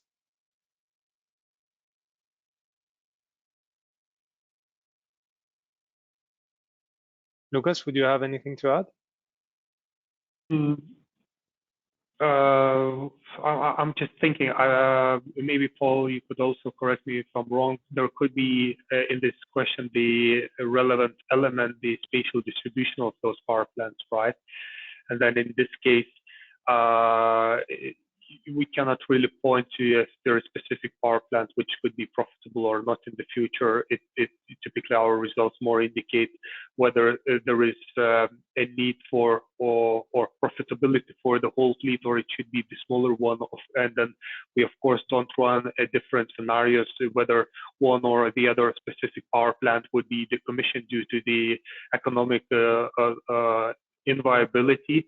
So here, of course, we make some simplification at the end as well. So this is a part of the element, or the part of the perspective, which would be very important to stress when we discuss about this impact of decommissioning and decommissioning. So the spatial distribution, we don't really analyze in very much of details because it's highly uncertain, and the impact could be also sometimes even negligible. Okay, and there's a third question in the meantime, some from Vitek, that asks whether we're going to model the interactions between NTC borders and flow-based borders in the same way as in ERA 21. Yes, that's the plan. So to be a bit more specific, the idea is to consider the NTC borders, of course, as part of the study as NTC borders, but also within the flow-based domains. This is what is called the advanced hybrid coupling methodology, where, let's say, the flows between core and non-core borders can have an influence on the flows within core and on the shapes of the flow-based domains. And in order to let's say, take into account in the most realistic possible way the network in our study, we are still planning to calculate with flow-based domains with advanced hybrid coupling and to use them as such in the ERA study. Yeah. Okay, that is clear. I'm checking, no additional questions. So thank you very much, Paul and Lucas. If there are any other questions, we will let you know after the following session. So can we go to, sorry, I heard somebody. Okay, so let's go to the next slide for the next presentation. It will be Zakaria El-Khaloufi, so from Tenet and also part of the ERA study team, presenting the methodology of curtailment sharing. Zakaria, can you hear us? Yes, I mean. Great. You can go. Thank you. Hello, everyone. So today I will be presenting curtailment sharing principle as well as the implementation in ERA study. But before going into details regarding curtailment sharing, I would like to give some background information regarding FIMIA algorithm, where this curtailment sharing has been framed. So FIMIA is the algorithm that has been developed to solve the day-ahead market coupling, meaning that it tries to matches energy supply and demand while taking into account the all-market network constraints. The main objective of FIMIA is to maximize the social welfare.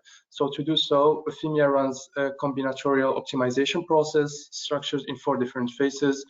We can see the phases are displayed here. The master problem is the welfare maximization problem, and then followed by different sub-problems.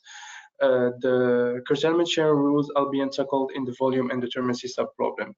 We can see in the next slide that the volume indeterminacy sub-problem, sorry, Antonio, I don't know if I see something missing here. Yeah, thank you. So the volume indeterminacy sub-problem, it tries to, as I said, curtailment sharing are being tackled in this sub-problem, which means that the price taking orders are being set to different rules on how we can have curtailment in the system. So these curtailment that we are having either from the supply or demand side, they need to adhere to some rules. The most important rules for ERA study is curtailment minimization and curtailment sharing. In short, curtailment minimization is a mitigation measure that prevents the price-taking orders to be curtailed. And the second rule is a fair distribution of curtailment across the involved markets when we apply curtailment sharing. So we will try to minimize the price-taking orders or the curtailment in our system. And in the same time, if we are having curtailment, we try to have a fair distribution of curtailment in the system.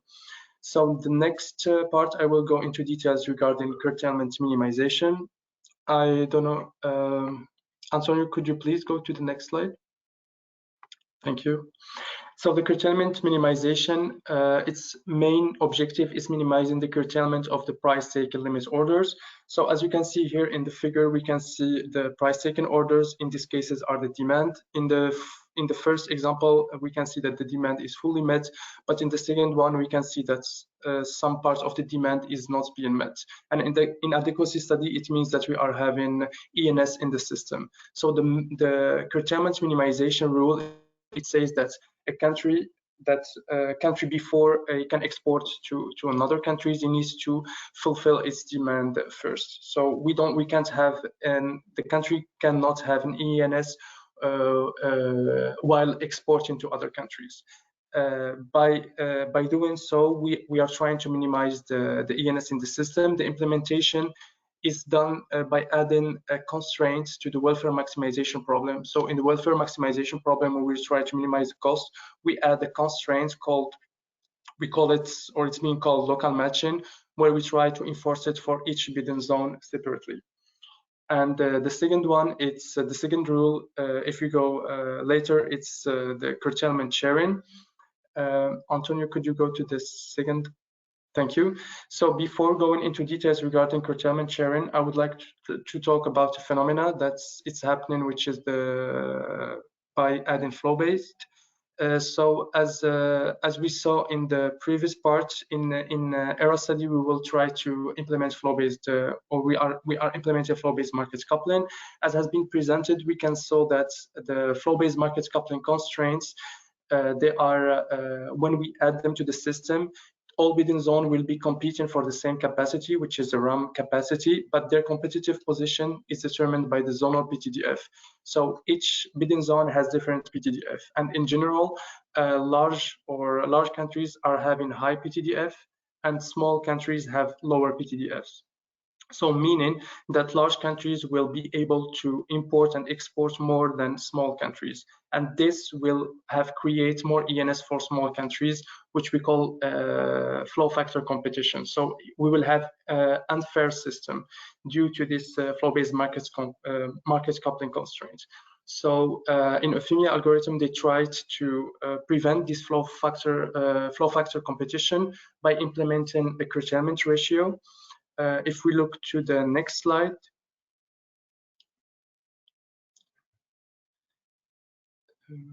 yes, thank you, Antonio.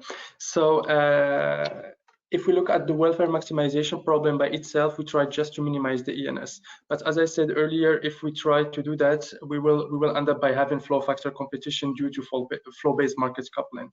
So to mitigate this problem, curtailment ratio has been presented, which is defined as the rejected price taken demand orders in the bidding zone by the submitted price taken demands orders in bidding zone. So this max curtailment ratio is being added to the welfare maximization problem, and we add in a penalty term. So in general, in the welfare maximization problem, we are having the ENS, and we associated the value of lost load. In this case, while we're trying to add the max curtailment ratio, we add the value M, which is a penalty term, which its value is higher than the value of lost load. Like that, we can ensure that the problem will try to minimize the max curtailment ratio instead of just trying the ENS. By doing a simulation, we could see that by adding this term to the welfare maximization problem, and what we call the volume problem, we can see that we can mitigate the effect of flow factor competition coming through flow-based market coupling. And the last part that will be added and implemented in ERA is the sharing of curtailment, to have a shared curtailment between bidding zone. If we go to the next slide, we can see that the objective to how we can share curtailment within the bidding zone is by now looking at the curtailment, the square of curtailment ratio multiplied by the price taking demand orders. This after we implemented the local matching constraint and we try to minimize the max of the curtailment ratio. We try now to minimize the relative squared curtailment ratio. By doing so, we try to look at the curtailment ratio in each countries, and then we try to minimize this squared curtailment ratio. The way it will be implemented in ERA, we are not using the quadratic rules. We will use a linearist form of the quadratic form, and like that we can ensure that curtailment ratios of all bidding zones that are involved will be as maximum as possible as equalized between all bidding zones. Like that we can tackle flow factor competition, we can tackle that countries that are exporting and having ENS in the system as well. So as a recap, if you can go to the last slide. Thank you, Antonio. So the implementation in ERA of the curtailment sharing mechanism will be implemented using 2 stages. In the first stage, we will solve the welfare maximization problem, which we always do, but we add a term to the problem, which is penalizing the max of curtailment ratio. And in the same time, as I said, we add the local matching constraints, like that we avoid to have in order to implement curtailment minimization. And after solving this, we solve is post-process phase, when we try to penalize the squared curtailment ratio. In this phase is here we try to equalize the curtailment ratio between all countries. And this one, and by doing so, we will try to adhere to the rule of adequacy patch that has been amended by ACER after adding flow-based market coupling. And since flow-based is added only in adequacy studies, so this curtailment sharing will be mainly added to adequacy study and not to EVA. So that is the part I presented.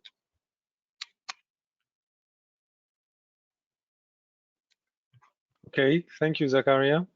You're welcome.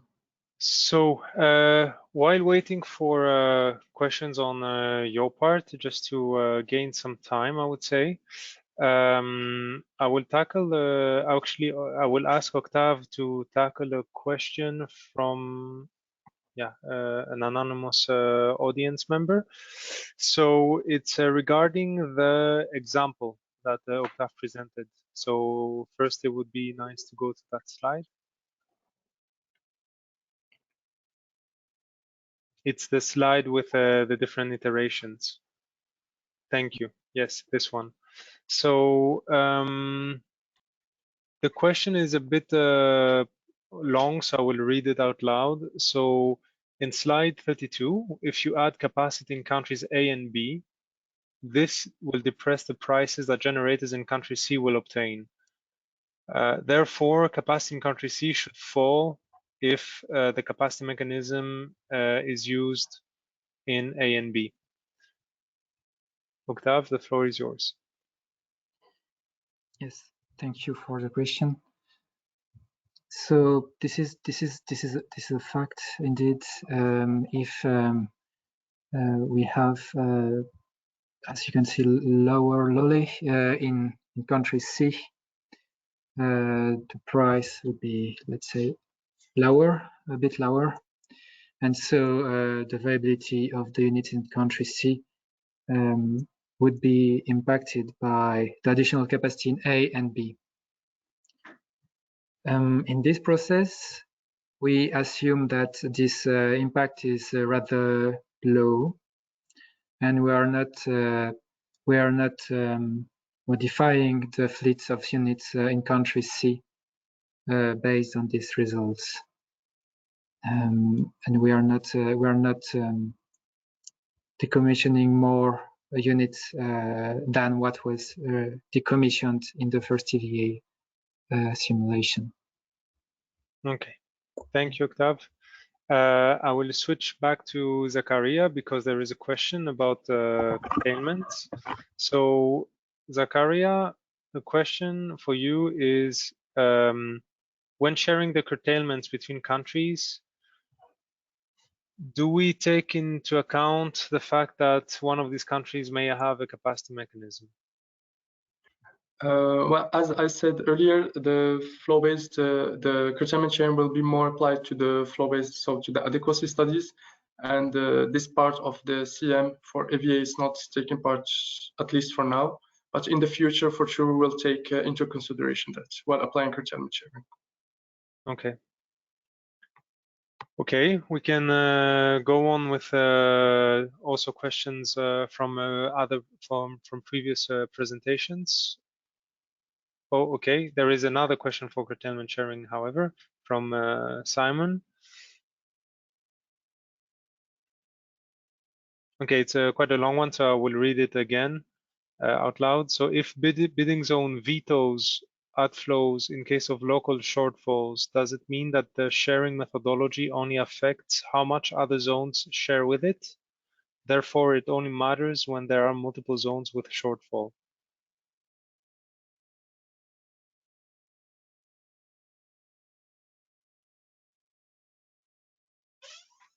I'm not sure I understood correctly the question. I will just try to read it myself.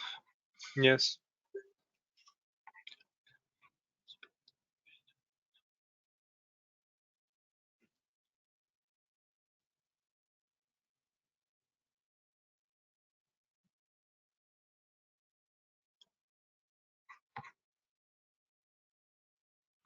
Well, if I understood correctly, indeed, we all the time look when we are having multiple countries are having ENS in the same time. So that affects our having ENS in the same time, because if you're not having ENS in the same time, so then you are not applying the curtailment sharing. So it's more in having multiple countries having the ENS in the same time. So it's the time we were trying to share curtailment, if I understood correctly his question. I'm not sure for it, but I can also look at it later. Yes. Okay, we can also reply in written if Simon makes it, clarifies it. Yep. So let's go back to Felix. I think it's related to the data, the table showing where we get the data from. Exactly, it's slide number 18. Yes. So the question is, if in a gap year such as 2028, so just after the target year 2027, we use data from the TSOs, does that mean that we are taking into account the decommissioning or commissioning, that we do not take into account the decommissioning, commissioning, or life extensions that we have obtained in EVA in previous years? And the second part of the question would be whether we should not use the data provided for the previous target year, so the closest previous target year. I think the question is if we should not use the modeled data, and I think that this is a misunderstanding, so very good question. And what you see right here is how we deal with this first step that has been presented in the introduction of our whole tool chain. So we do have a data collection from the TSOs, and then we are filling up the missing gap years. And after that, we start the whole EVA process.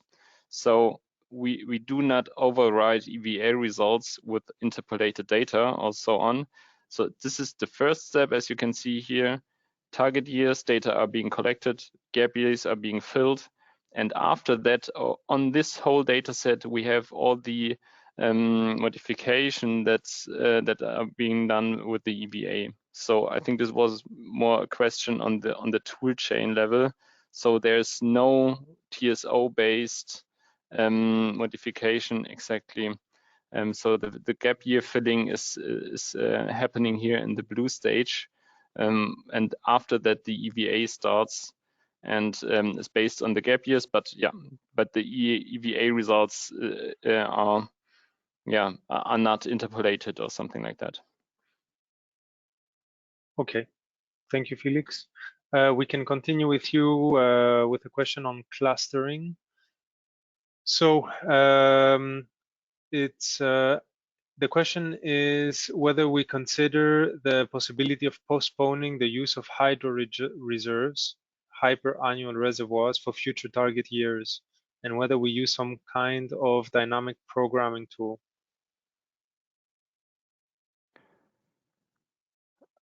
So, sorry, I think no.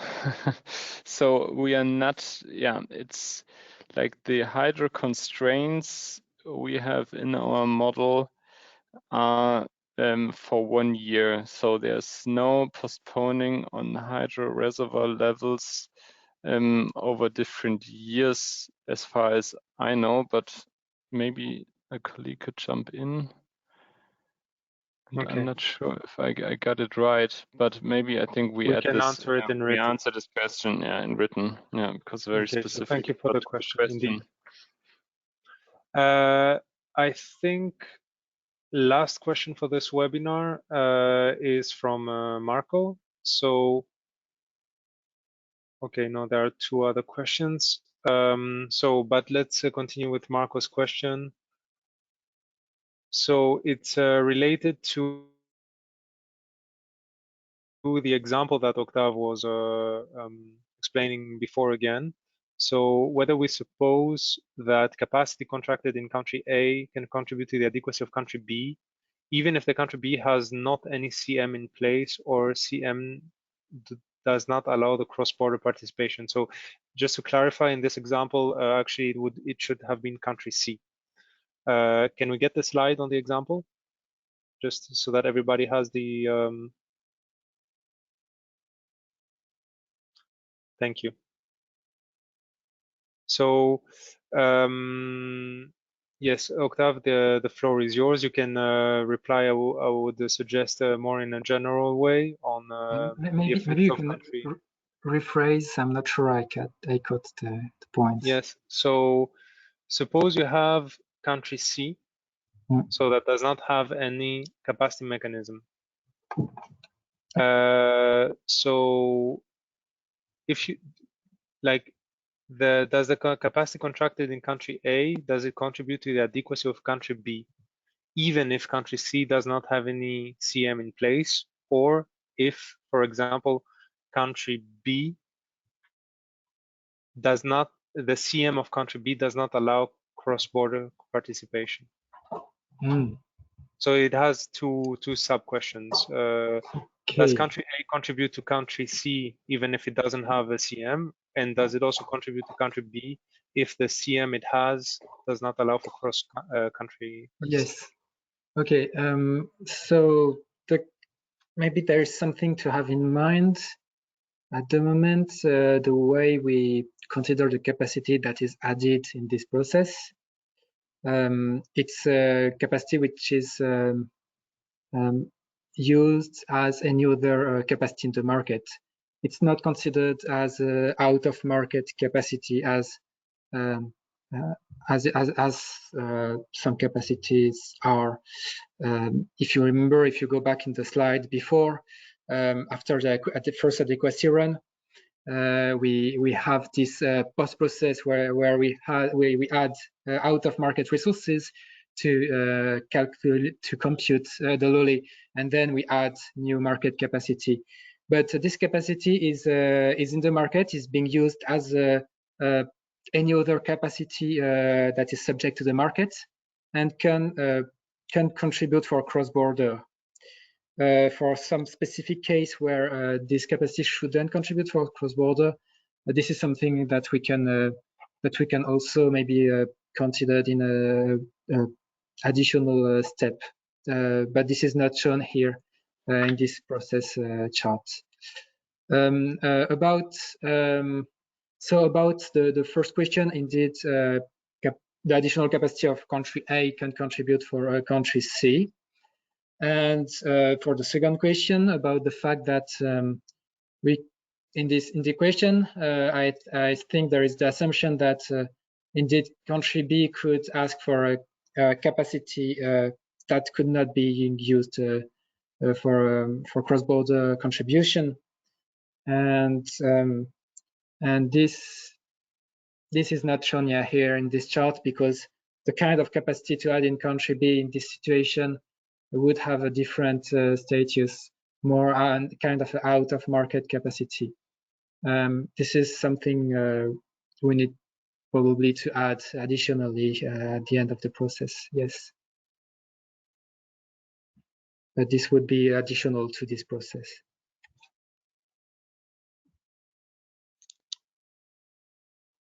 Thank you, Octave. Thank you for the answers. I will turn my head now to Zakaria once more. So Zakaria, there is a follow-up question from Simon, clarifying his question. So he states that it seems that a veto on exports from a bidding zone is in place when it faces a shortfall. Therefore, you are really sharing curtailments or simply sharing curtailment support for countries having simultaneous shortfalls from other countries. Well, I would say that it's more sharing curtailment support for countries having simultaneous shortfall from other countries.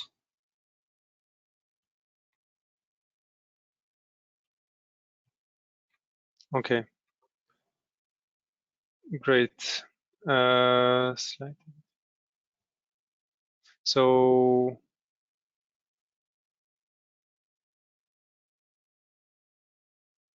okay, so we have a follow-up question, or actually a concern from one of the audience regarding the question on the cross-border participation of country A to country B and country C. We will tackle that in written. Okay, so I propose we tackle all the rest the rest of the questions in written form. And let's start closing the webinar. So okay, so indeed we have arrived at the last I would say section on the conclusions and the next steps. I will take over as Christophe had to leave earlier. So next slide, please. So this slide shows the different important milestones, the past ones and also the future ones. So as I said in the beginning, this webinar on methodological insights follows a previous workshop on principles and assumptions. Also, we had a call for evidence. And so for the future, we are planning to have in summer, during summer, time to be yet determined, a second methodological insights workshop with the same format as this one, with a preliminary agenda focusing on maintenance optimization, reserves modeling, and the sources of scarcity methodology. So it should be a shorter, I would say, workshop than this one. And we plan on publishing the ERA report on early November, if everything goes according to plan. Of course, we are going to do everything we can to achieve that. And mid-November, we are going to have a webinar to showcase the results of this study, and also launch an ERA consultation to take into account the audience feedback for the next ERA edition, meaning ERA 2023. So next slide, please. So to wrap things up, and also the key highlights, I would say, of ERA 22 are that we have increased our stakeholder interaction. We will consult with stakeholders for the input data, the methodologies, and the results. We will integrate we have integrated already views of stakeholders in this ERA process. Zachary, I think you're unmuted. Thanks. So we already have integrated the views of the stakeholders, for example, following the call for evidence in this year's process, and we will also continue doing that for the next eras.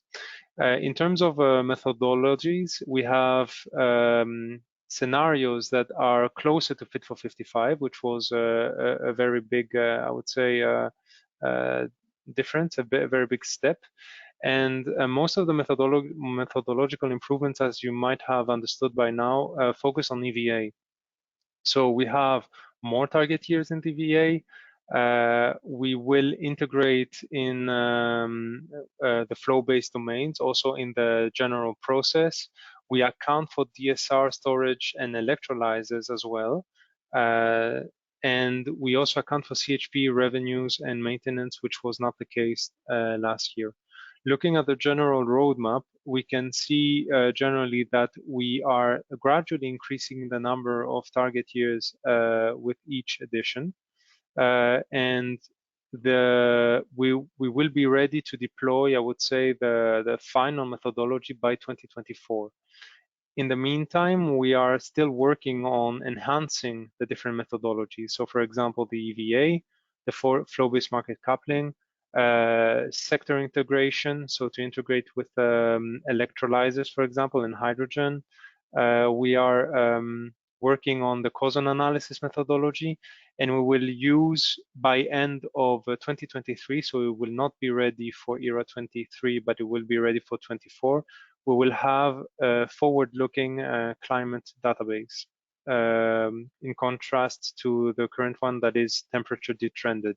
So we are talking about big changes that will significantly improve the methodology itself and provide more robust results. Next slide, please. As always, we thank you for your attention. We wanted just to raise the point that such a project can only be done with the cooperation of multiple stakeholders, and we really count on that also for the future editions. And of course, adequacy is a regional issue that basically needs to be closely monitored and coordinated between the stakeholders. And next slide, if there is one. I think there is none. So the only thing, the only thing that remains for me is to thank you for your attention, and please stay tuned. So in the coming days, we will upload this webinar and also the written answers to your questions. So thank you very much, and speak to you soon. Bye, everyone.